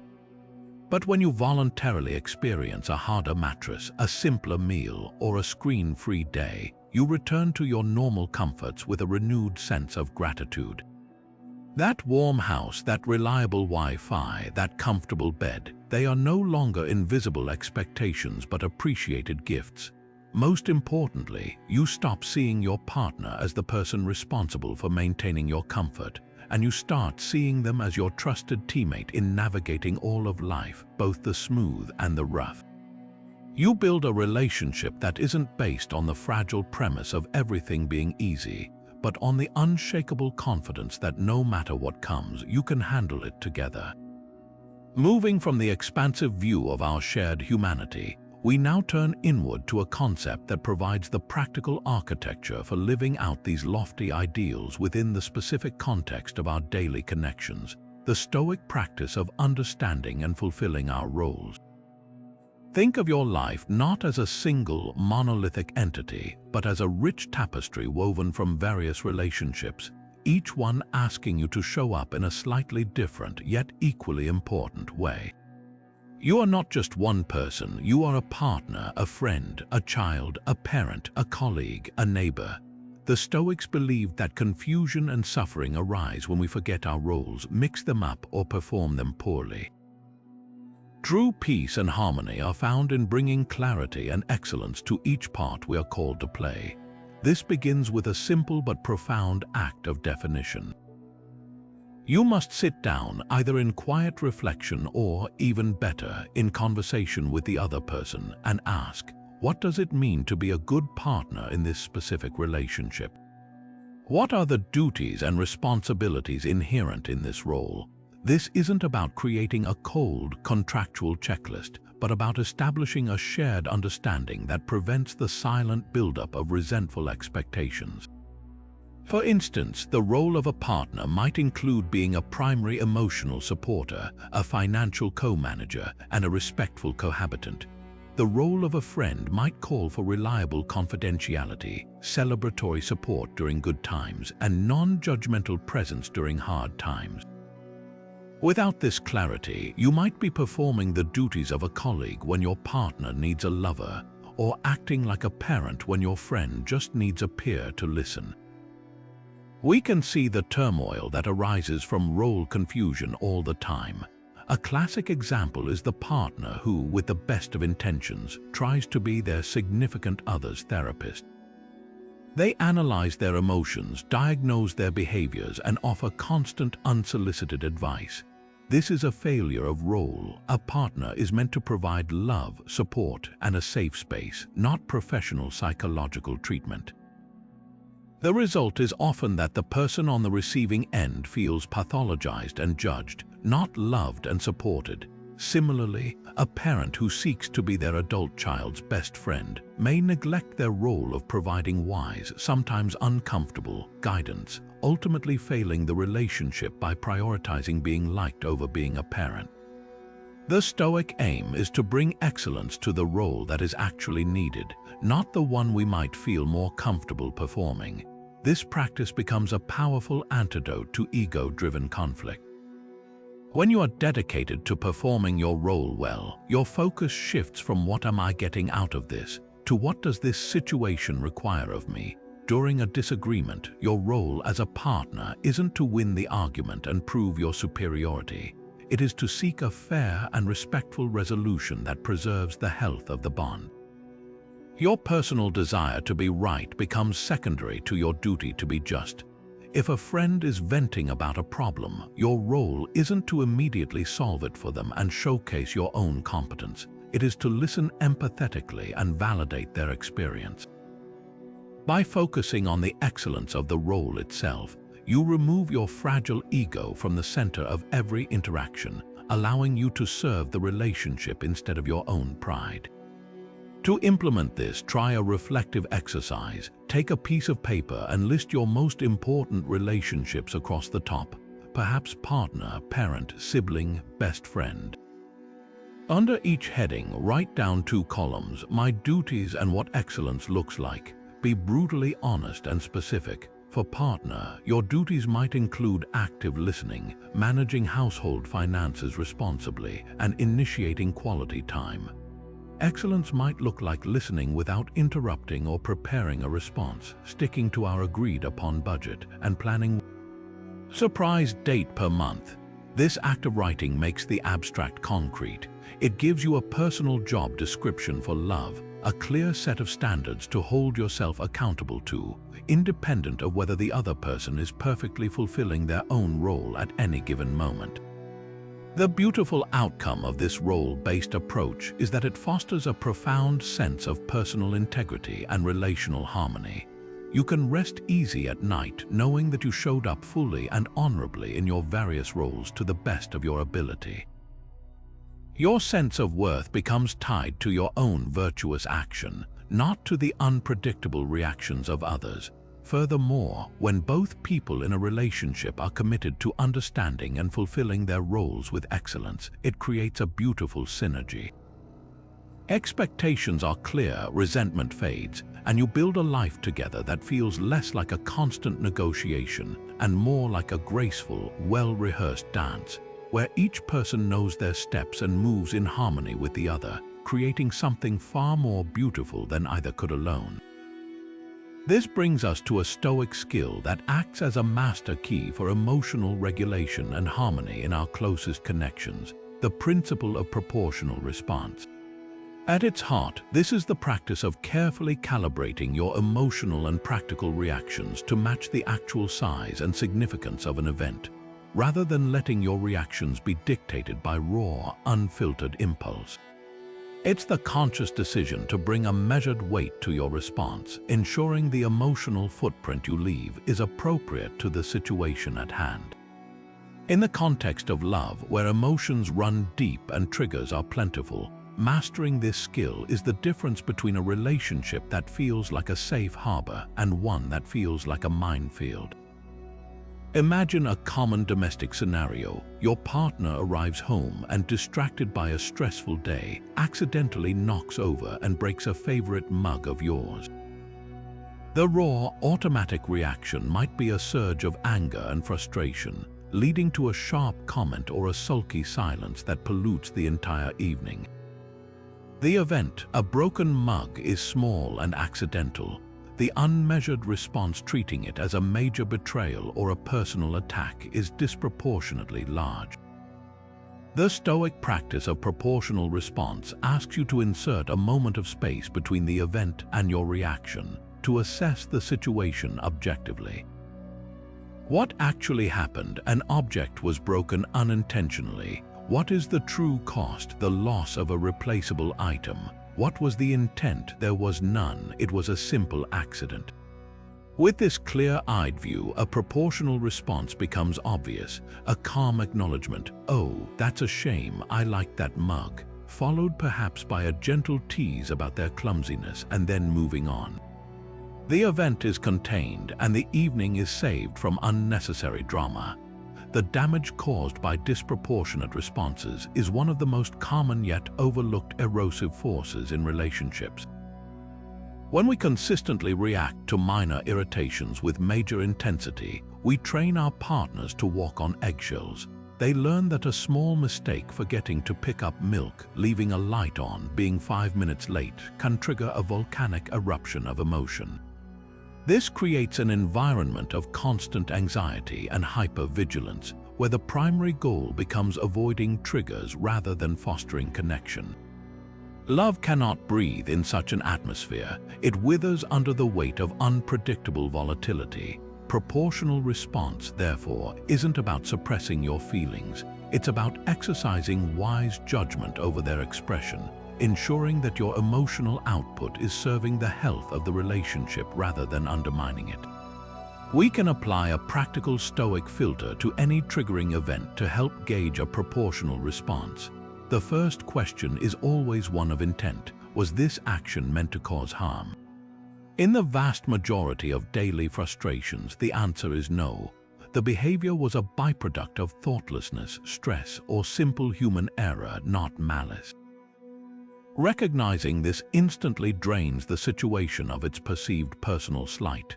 The second filter is duration. How long will this matter? Will I care about this in a week?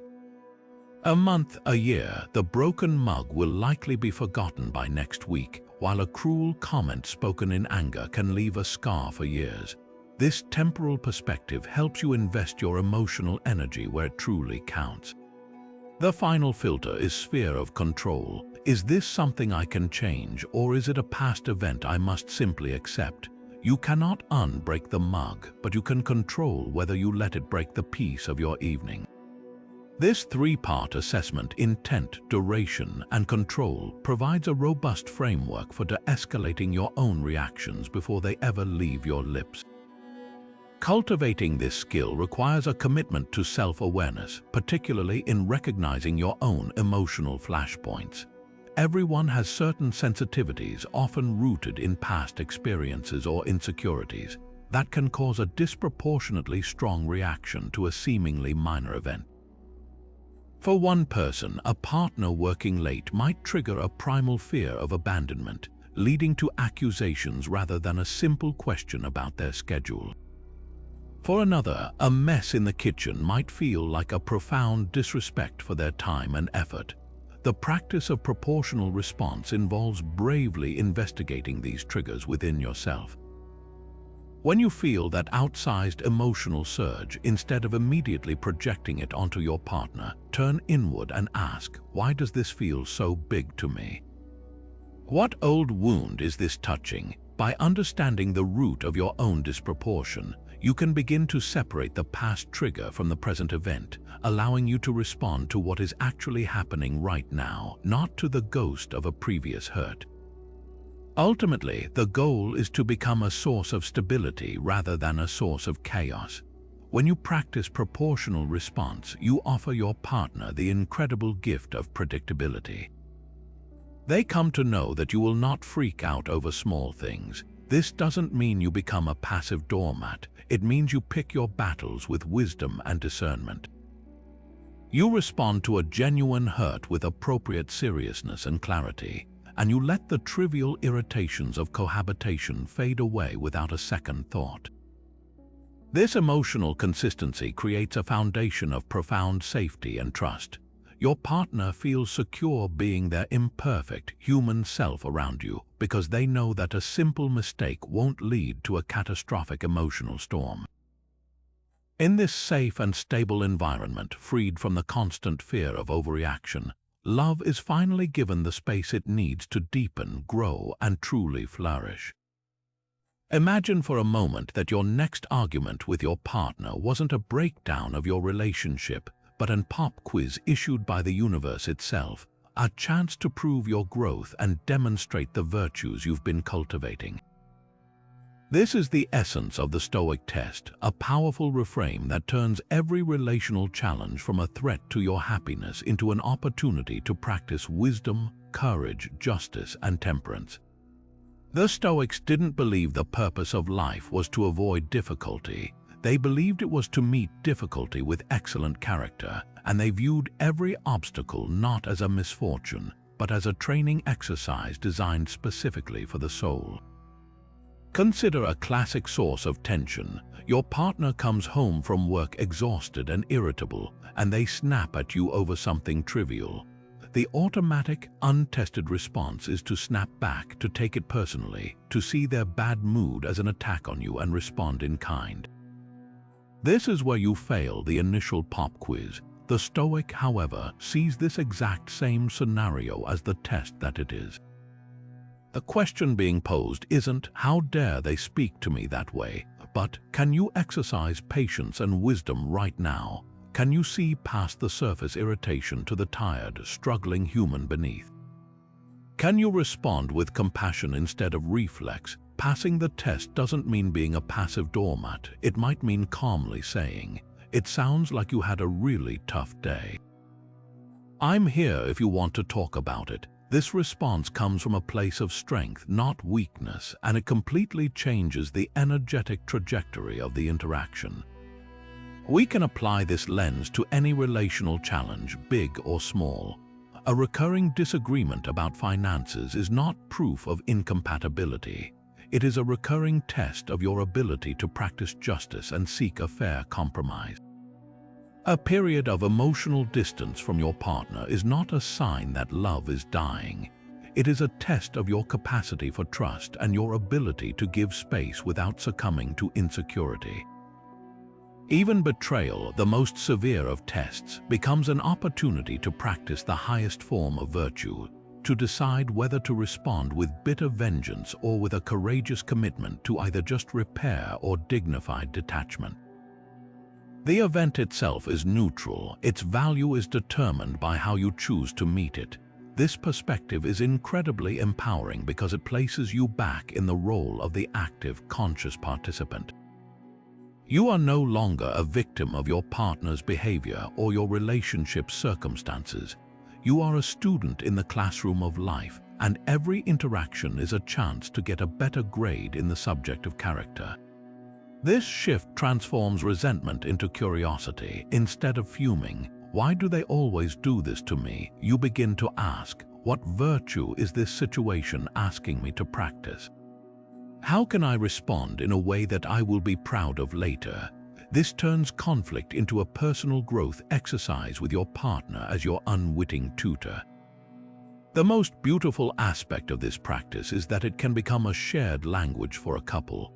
Imagine debriefing after a tense moment, not to assign blame, but to discuss how you both handled the test.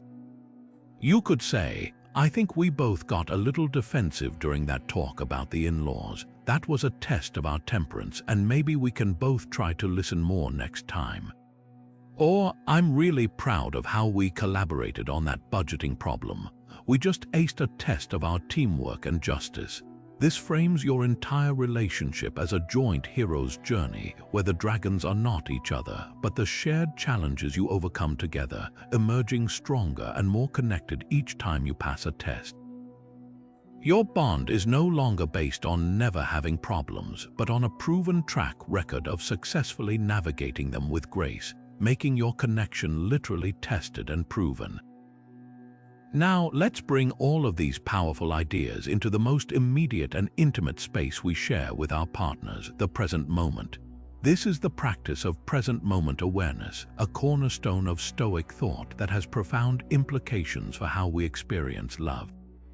While we often get lost mentally replaying past arguments or anxiously scripting future conversations, the Stoics reminded us that life, including our relational life, can only actually be lived right now in this very instant.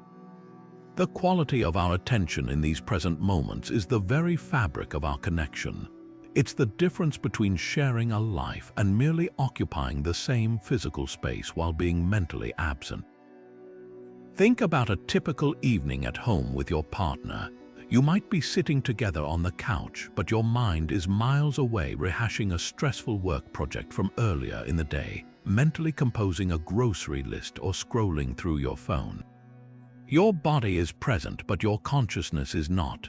From a Stoic perspective, this is a tremendous waste of the limited, precious time you have with the person you love. Present moment awareness is the deliberate discipline of calling your mind back from its time-traveling excursions and anchoring it firmly in the shared reality of the here and now. It's about truly listening to the story they're telling you, not just waiting for your turn to speak. It's about noticing the light in their eyes as they laugh, feeling the warmth of their hand in yours, and fully tasting the meal you're sharing together. This is not a passive state. It is an active, continuous choice to engage with what is actually happening. The techniques for cultivating this awareness are simple but require practice, as our minds are conditioned to wander. One of the most effective is to use your senses as an anchor. During a conversation, consciously pull your focus to the sensory details. Notice the sound of their voice, its pitch, its rhythm, the emotion behind the words. Observe their facial expressions, the way their hands move as they talk. This sensory grounding pulls you out of your internal commentary and into direct experience. Another powerful method is to mentally label distractions as they arise. When you catch your mind drifting to a past grievance or a future worry, silently acknowledge it. "Ah, there's planning," or "that's a memory," and then gently, without judgment, guide your attention back to your partner. This isn't about suppressing thoughts. It's about choosing not to follow them down the rabbit hole in the middle of a conversation. The impact of this practice on connection is nothing short of transformative. When you are fully present with someone, you make them feel truly seen and heard, which is one of the most profound gifts we can offer another human being. It communicates that they are more important than the noise in your head or the device in your hand. This deepens intimacy because real intimacy can only be built in the present tense. It's the product of countless tiny moments of shared, undivided attention. Furthermore, this awareness acts as a powerful preventative medicine for relationship problems. A huge percentage of conflicts are not caused by a present moment issue, but by our mental projections of the past or future. We react not to what our partner just said, but to the memory of a similar thing they said 6 months ago, loaded with all its old baggage. Or we react to a feared future outcome their comment might imply. By anchoring ourselves in the present, we deal only with the raw data of the current interaction, free from the heavy baggage of history and the phantom fears of what might be. This allows for cleaner, clearer, and far more productive communication. We can integrate this into the simplest of daily rituals to profound effect. Make a practice of truly greeting each other when one of you comes home. Instead of a distracted hello yelled from another room, take 60 seconds to stop what you're doing, make eye contact, share a hug, and genuinely ask about their day. Be fully present during meals, even if it's just a quick breakfast. Put the phone's face down, turn off the television, and simply talk and listen. These small, present moment investments pay massive dividends in the emotional bank account of your relationship, building a reserve of goodwill and connection that you can draw upon during more challenging times. Ultimately, Stoic present moment awareness teaches us that a relationship isn't a single, monolithic entity. It is a string of individual moments like beads on a necklace. The quality of the entire strand is determined by the quality of each individual bead. By committing to being fully present for as many of those moments as possible, you are not just improving your relationship, you are ensuring that you are actually there to live it, love it, and experience its beauty in real time. This brings us to a profoundly clarifying Stoic tool for managing our mental and emotional energy within relationships, the circle of concern. Imagine drawing 2 concentric circles. The larger outer circle contains everything that grabs your attention and sparks some emotion in you, absolutely everything. This includes the big worries like your partner's health or the stability of your relationship, but it also holds all the minor irritations, a critical comment from your mother-in-law, the fact your partner forgot to take the trash out again, the worry that your friends' relationships look more perfect on social media, or the anxiety that you're not where you should be in life compared to others. This outer circle is vast, noisy, and exhausting. Now draw a smaller inner circle within that large one. This is your circle of influence. This is a much quieter, more focused space. It contains only the things over which you have direct control or can directly influence through your own actions. Your own judgments, your own reactions, your own effort to communicate clearly, your choice to be kind even when you're tired, your decision to listen without interrupting, your commitment to your values. The core Stoic insight is that most of our relationship anxiety and frustration comes from spending all our time and emotional energy trapped in the large circle of concern, fussing over things we cannot change, while neglecting the powerful agency we actually possess within our circle of influence. We can see this play out in a common scenario: feeling insecure about the relationship.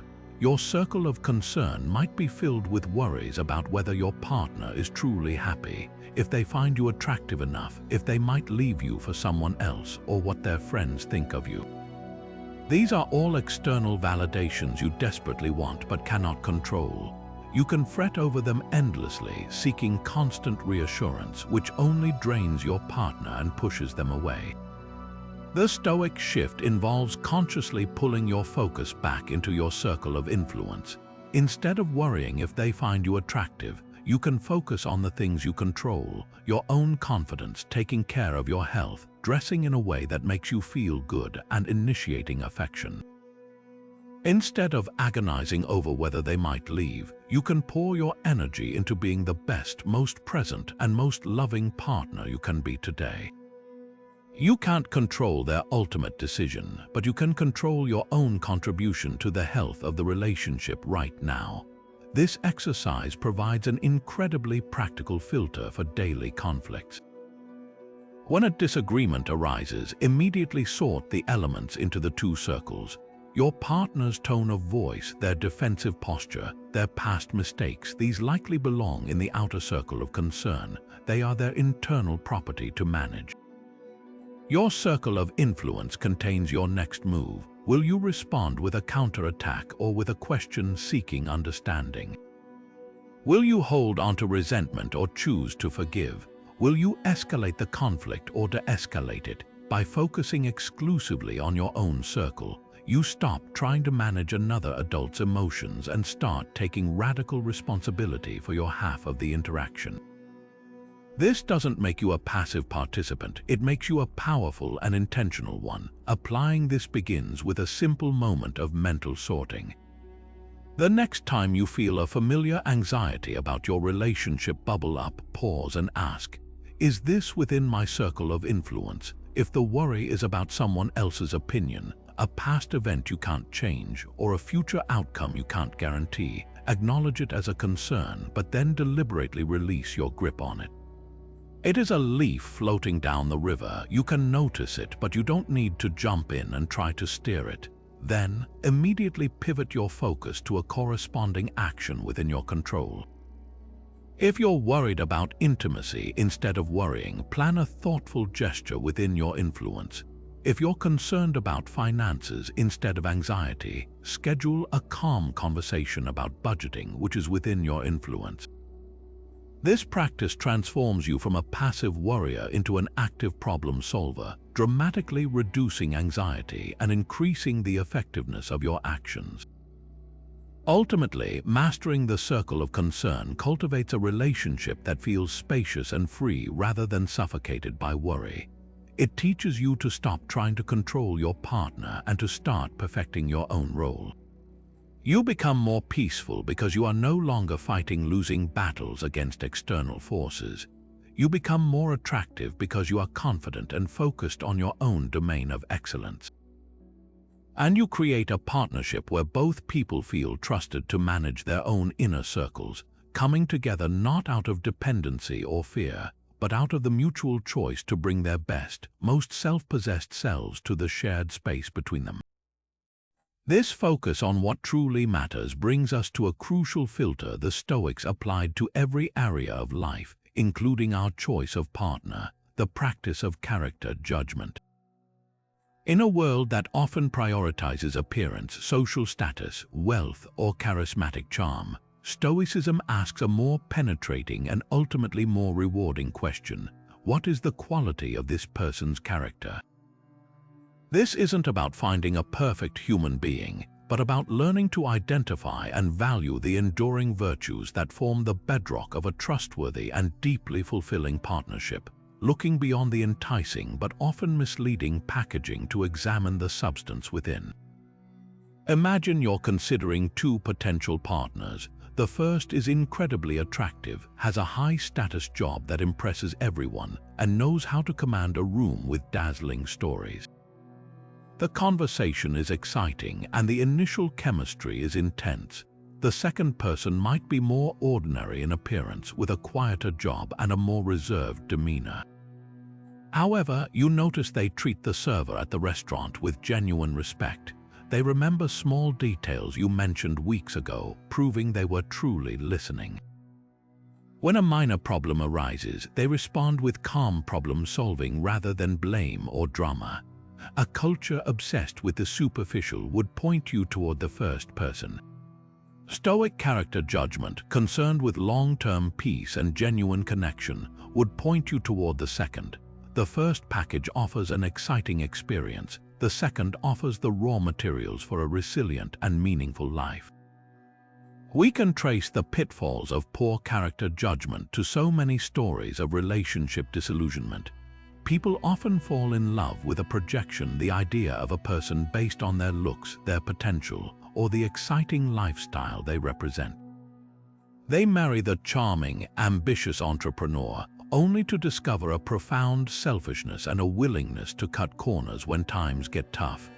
They commit to the beautiful, popular socialite, only to find a deep insecurity and a tendency to use manipulation to get their way. The initial allure was based on transient external qualities, while the eventual misery was caused by the ignored internal flaws of character. The Stoic practice is to reverse this order, to be intrigued by character first and see everything else as a secondary bonus. So what does Stoic character judgment actually look for? It values integrity over impressive credentials. It seeks kindness over coolness. It prioritizes humility over boastful confidence. It looks for evidence of the cardinal virtues, wisdom in their decision-making, courage in their willingness to be vulnerable and stand by their principles, justice in their fairness to others, and temperance in their ability to manage their emotions and desires. These are not qualities you can discern from a resume or a curated social media profile. They are revealed in small, unguarded moments: how they speak about an ex-partner, how they handle a travel delay, how they react when you achieve something that outshines them, how they treat people who can do nothing for them. This practice is just as vital for evaluating our existing relationships as it is for choosing new partners. Often, we stay in unfulfilling or even unhealthy relationships because we are still attached to a superficial quality: their sense of humor, our shared history, the way they look, while ignoring the consistent evidence of a poor character, such as dishonesty, unreliability, or a lack of empathy. Stoic judgment gives us the clarity to conduct an honest audit. It asks us to look past the nostalgic memories and the fleeting charms and ask the hard question: is this, at their core, a good person? Do their actions consistently align with virtues I respect? This isn't about seeking perfection, but about recognizing the difference between minor flaws and fundamental defects of character that will inevitably erode trust and respect over time. Cultivating this skill requires us to become keen observers rather than passive consumers of a person's projected image. It means listening less to their boasts about what they've done and watching more closely for what they actually do when they think no one is keeping score. Pay attention to how they handle power. Do they become more generous or more arrogant? Notice how they face adversity. Do they take responsibility or seek scapegoats? See how they celebrate your success. Is their joy genuine or tinged with competitive envy? These behavioral patterns are the true fingerprints of character, far more reliable than any stated intention or promised future behavior. Applying this lens transforms the entire foundation of a relationship. When you choose a partner primarily for their character, you build on solid ground. External circumstances will inevitably change, looks fade, careers shift, money comes and goes. But a core of integrity, kindness, and resilience is a permanent asset. It means that when life gets hard, as it always does, you are not facing the storm with someone who is ornamental but fundamentally weak. You are partnered with someone whose deepest nature is to be sturdy, dependable, and virtuous. This is the ultimate preventative medicine for heartbreak, ensuring that your deepest investment is in qualities that actually appreciate with time, creating a love that grows deeper, calmer, and more secure with every passing year. In the constant hum of modern life, where we're often encouraged to voice every opinion and assert every feeling, Stoicism introduces a counterintuitive yet profoundly powerful tool: the strategic and thoughtful use of silence. This isn't about the cold, punishing silence of withholding affection or the silent treatment, which is a weaponized form of communication. The Stoic art of silence is something entirely different. It is a conscious, compassionate, and disciplined practice of choosing to listen more than we speak, to absorb before we react, and to understand that sometimes the most loving thing we can offer is a quiet, receptive space rather than a torrent of words. Imagine a scenario that plays out in countless homes. Your partner comes home from work looking drained and overwhelmed. The automatic, well-intentioned response is to fill the air with questions. How was your day? What's wrong? Do you want to talk about it? This comes from a place of care, but it can feel like an interrogation to someone who is mentally and emotionally exhausted. The Stoic art of silence would invite a different approach. It might look like simply offering a warm hug without demanding an immediate explanation, making a cup of tea and sitting quietly together, or saying, "I'm here for you whenever you're ready." This respectful silence communicates a deep trust. It says, "Your process is your own, and I will hold space for it without pressure." It makes you a safe harbor rather than another demand on their depleted energy. This practice is deeply rooted in the writings of the great Stoic teachers. Epictetus, who was born into slavery and understood power dynamics intimately, reminded his students that we have 2 ears and 1 mouth so that we can listen twice as much as we speak. He wasn't advocating for shyness. He was teaching a strategy for gaining true understanding and avoiding the folly of speaking on matters we have not yet comprehended. In a relationship, this means that during a disagreement, your primary task is not to brilliantly articulate your own point, but to fully understand your partner's. The impulse to interrupt, to correct a minor detail, or to formulate your rebuttal while they are still talking is a form of selfishness. Strategic silence is the discipline of quieting that internal noise to truly hear the person in front of you. We can see the destructive power of unthoughtful speech in the heat of an argument. Anger or hurt can trigger a flood of words that are sharp, exaggerated, and ultimately untrue. We say things like "you always" or "you never," generalizations that we can't take back and that poison the well of trust. The Stoic art of silence here is the practice of taking a deliberate pause when you feel that surge of emotion. It is the courage to say, "I need a moment to collect my thoughts before I respond," and then actually stepping away to breathe and let the initial wave of reactivity pass. This pause prevents the kind of linguistic collateral damage that creates long-lasting resentment. It allows you to return to the conversation not with a weapon, but with a clearer, more compassionate perspective. Furthermore, this practice extends to resisting the urge to offer unsolicited advice or to immediately try to fix your partner's problems. When someone shares a struggle, our instinct is often to leap into solution mode, to show our competence and care by solving the issue. But this can be a form of ego, and it often robs the other person of the opportunity to process and find their own strength. The more loving, Stoic response is often to listen silently and empathetically, and then to ask a simple question: "Would you like my advice, or do you just need me to listen?" This humble question honors their autonomy and meets their actual need, which is frequently just to feel heard and understood, not to be told what to do. Cultivating this art begins with mindful awareness of your own communication patterns. Notice how often you speak to fill an awkward silence, to prove a point, or to soothe your own anxiety. Practice comfortable silence together. Take a walk without the pressure of conversation, or enjoy a meal where the focus is on the experience itself rather than on constant chatter. This builds a connection that transcends words, a companionship that is comfortable in its own quiet skin. By mastering the art of silence, you transform communication from a potential battlefield into a sacred space of mutual respect, deep listening, and truly understanding the heart of the person you love.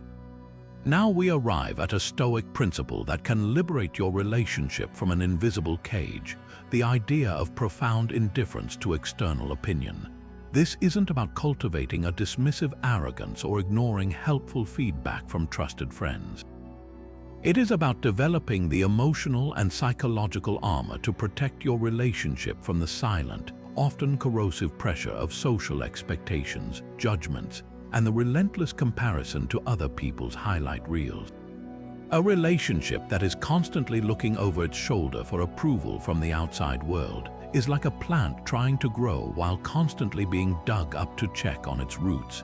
It can never truly establish itself and thrive. Consider the myriad of ways external voices can subtly infiltrate and shape a partnership. well-meaning family members might question your timeline for marriage or children.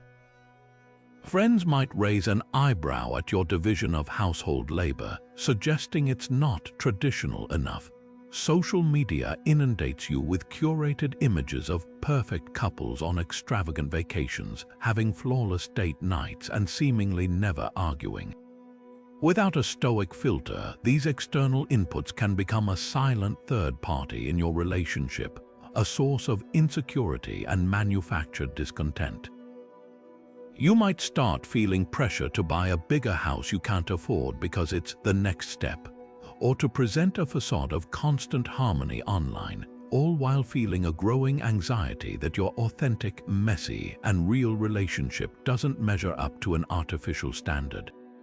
The Stoic practice involves performing a simple but radical act of mental sorting. You must learn to clearly distinguish between what is your business and what is truly someone else's. The health, honesty, and integrity of your relationship is 100% your business. The opinions, expectations, and judgments of relatives, acquaintances, or the amorphous they of society are firmly in the category of external concerns, which the Stoics classified as ultimately indifferent to your moral character and your true happiness. This clarity allows you to politely but firmly return any unsolicited opinions to their sender, mentally declaring, "That is not my concern. Your mother's opinion on how you spend your money is her business." Your friend's view on your chosen lifestyle is their business. Your only business is whether your choices align with your shared values as a couple. This philosophical stance is the bedrock of authentic connection. When you and your partner consciously decide to make your shared values the sole compass for your relationship, you create a powerful, self-contained world. Your goals, your rhythms, your definitions of success, these are forged in the private space between you, not borrowed from a cultural script. Perhaps you both value financial freedom over possessing luxury items, so you drive older cars and prioritize travel over a fancy house. Maybe you value time together over climbing the corporate ladder, so you choose jobs with less prestige but more flexibility. A relationship free from the need for external validation is empowered to make these unconventional, deeply personal choices with confidence and unity, because its sense of worth is generated internally. We can see the corrosive effects of this need for approval in the phenomenon of performative partnership, where a couple's primary energy is directed toward maintaining a certain image rather than nurturing the actual substance of their connection. They post the right pictures, attend the right events, and follow the expected milestones, all while the private reality of the relationship may be starved of genuine intimacy and vulnerable conversation. The Stoic alternative is to turn your attention inward.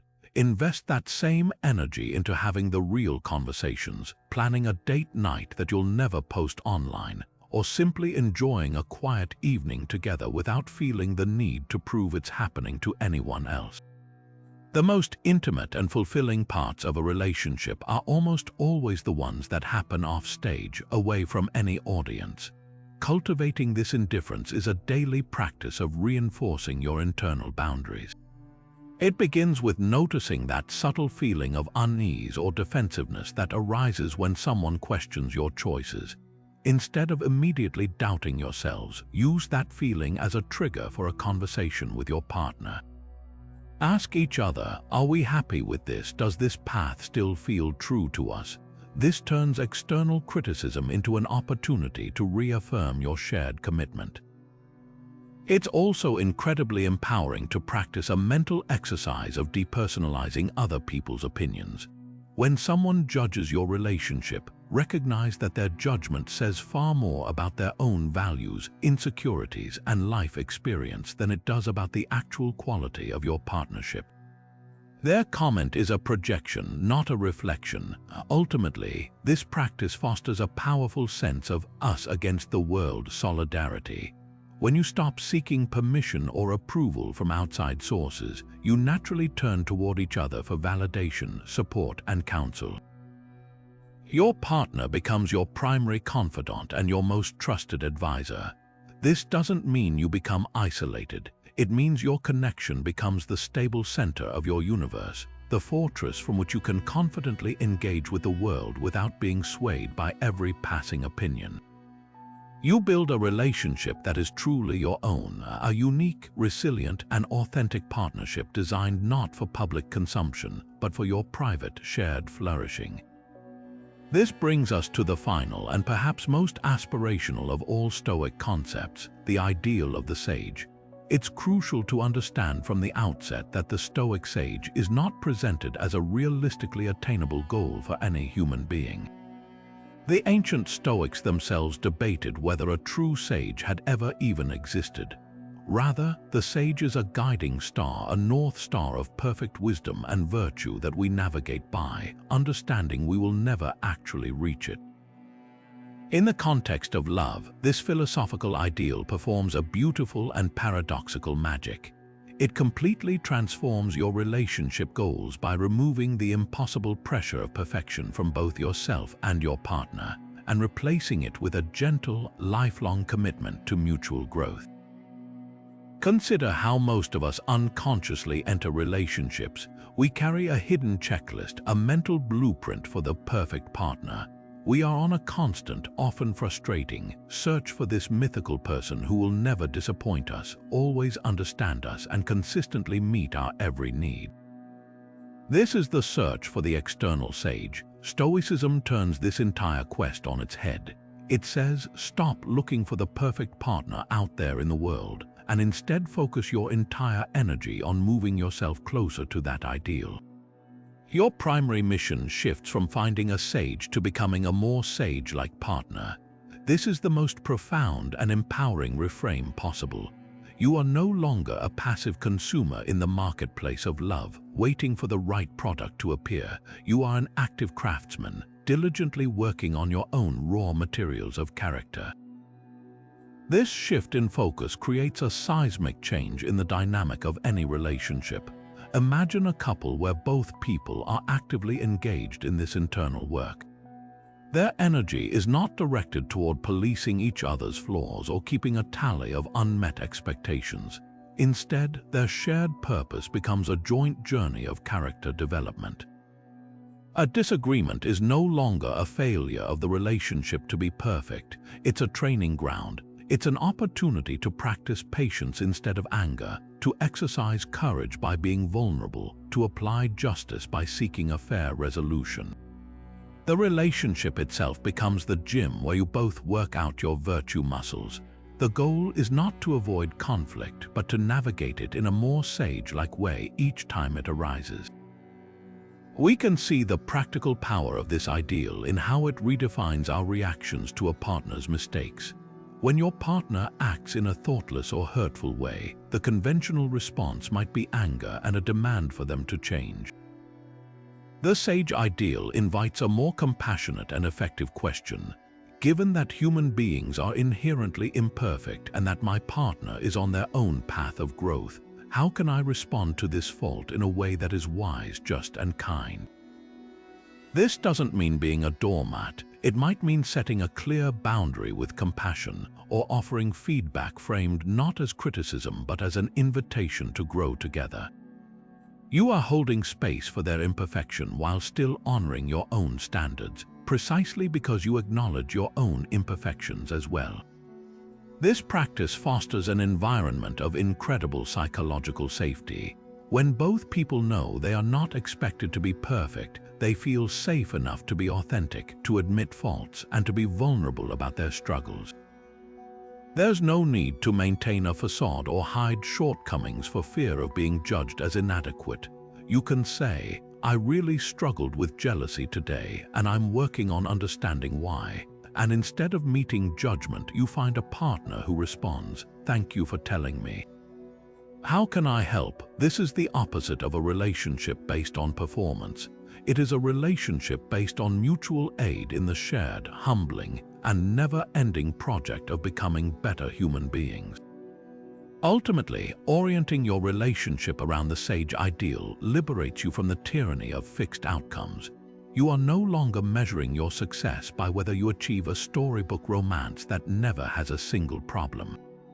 Your measure of success becomes far more meaningful and within your control. Are we both growing? Are we becoming more patient, more understanding, more resilient, and more loving than we were last year? This turns your partnership into a living, breathing, evolving work of art, a masterpiece that is never finished, but is always becoming more beautiful precisely because of the attentive, loving, and virtuous effort you both pour into it day after day for all the days you are gifted together. We now arrive at our final and perhaps most transformative idea, one that can completely reframe your entire understanding of what it means to love.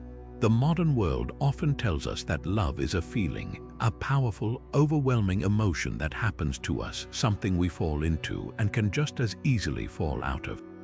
Stoicism offers a radical and far more empowering alternative. Love is not a feeling you wait for, but a practice you commit to. It is not a noun describing a state of being, but a verb describing a series of deliberate, virtuous actions. This shift from passive recipient to active participant is the culmination of all the ideas we've explored, turning philosophy from a theory into a living, breathing way of being with the people you cherish. Imagine you wake up one morning and you just don't feel particularly in love. Maybe you're tired, stressed, or your partner did something that annoyed you the night before. The feeling-based model of love suggests this is a problem, a potential crisis. It might lead you to withdraw, to wait for the feeling to magically return, or even to question the entire relationship. The Stoic practice-based model sees this not as a crisis but as the most important moment of the day. This is the exact moment when love is needed, not when it is easy. Love as practice means you get out of bed and make the coffee for both of you anyway. You choose to speak with kindness even though you feel irritable. You perform a small act of service not because you feel overflowing with affection, but because you are committed to the practice of being a loving partner. The feeling may follow the action, but the action is not dependent on the feeling. This philosophy is deeply rooted in the Stoic belief that our character is defined not by what we feel, but by what we do. Feelings are impressions, they are weather patterns in the mind coming and going. Our actions are our choices, they are the architecture of our virtue. Therefore, the most profound expression of love is not a passionate declaration that arises when everything is perfect, but the quiet, consistent choice to act with justice, kindness, and patience on a random Tuesday when you feel anything but passionate. This is what builds trust and security. Your partner comes to know that your love is not a fickle emotion tied to their latest performance, but a reliable force grounded in your unwavering commitment to virtuous action. So what does this practice look like in the gritty reality of daily life? It is found in the micro choices we make every hour. It is pausing to truly listen when your partner is talking, setting aside your phone and giving them your full attention, even if the topic seems mundane. This is the practice of attentive presence. It is doing your share of the household chores without being asked and without keeping score, because a well-run home is a form of mutual service and respect. It is speaking words of affirmation and appreciation out loud, even for small things, because virtue must be expressed to be real. It is choosing to assume good intent when your partner's words could be interpreted negatively, giving them the benefit of the doubt as a default setting. Each of these actions is a repetition, a workout rep for the muscle of love, making it stronger and more resilient with every single effort. We can structure this practice through intentional rituals that anchor our commitment. You might establish a daily debrief where you each share one challenge and one victory from your day, practicing the arts of listening and celebration. You could implement a weekly gratitude exchange where you each explicitly name 3 things you appreciated about the other's actions that week. This reinforces the visibility of your shared practice. Another powerful ritual is the voluntary embrace of a small discomfort for your partner's benefit, taking on a task you know they dislike, getting up early with the dog so they can sleep in, or watching a movie you have no interest in because it brings them joy. These acts are love in its most tangible form. Ultimately, viewing love as a practice liberates it from the tyranny of fleeting emotions and external circumstances. It means your capacity to love is no longer at the mercy of a bad day, a stressful month, or even a period of emotional distance. Your commitment is to the practice itself, to show up, to act with integrity, to choose kindness, to extend grace. You may not be able to control the feelings of passion that ebb and flow over a lifetime, but you have absolute control over your next loving action. This is how you build a love that endures, not because it is always exciting, but because it is deeply intentional. It becomes a masterpiece you craft together through millions of tiny, virtuous choices, a lasting testament to the Stoic belief that the most powerful love is not the one we feel, but the one we diligently, courageously, and consistently do. What we have explored together is far more than a simple list of tips. It is a complete philosophy for love, a new operating system for the heart built on 25 interlocking principles. From the foundational acceptance of Amor Fati to the daily practice of virtuous action, these ideas form a resilient framework that transforms love from a fragile emotion we hope to receive into a robust art we commit to practicing. This is not about building a relationship that is perfect or free from conflict, but about forging one that is anti-fragile, a connection that actually grows stronger, deeper, and more trustworthy precisely because it has been tested by difficulty and fortified by wisdom. When you approach love with these Stoic tools, you are no longer at the mercy of passing feelings or external circumstances. You become the architect of a bond that can withstand any storm, not through rigid control, but through adaptable strength, profound understanding, and a shared commitment to growth. This comprehensive shift means that every challenge you face, from a minor misunderstanding to a significant life crisis, is no longer a threat to your happiness but an opportunity to apply your principles. A disagreement becomes a chance to practice the dichotomy of control, focusing on your own virtuous response rather than trying to manage your partner's reaction. A period of distance invites you to strengthen your inner citadel, finding security within yourself so you can offer love without neediness. Even the fear of loss, when met with memento mori, becomes the very catalyst that sharpens your appreciation and urges you to love more urgently and completely in the present moment. Each idea supports the others, creating a virtuous cycle where wisdom fosters courage, courage enables justice, and justice is tempered by self-awareness, resulting in a love that is not only deeper but also wiser, kinder, and infinitely more durable. The true beauty of this framework is that it meets you exactly where you are. You do not need to master all 25 ideas at once to begin transforming your relationships today. The most powerful step is always the first one, the single, deliberate choice to put one principle into immediate practice. So as we conclude, I want to extend a challenge to you. Look back over these ideas and choose just one that resonates most deeply with a current struggle or aspiration in your own relationship. Perhaps it is implementing the Stoic pause the next time you feel a surge of anger, creating that crucial space between trigger and response. Maybe it is practicing the view from above tonight to regain perspective after a frustrating day, reminding yourself of the miraculous improbability of your connection.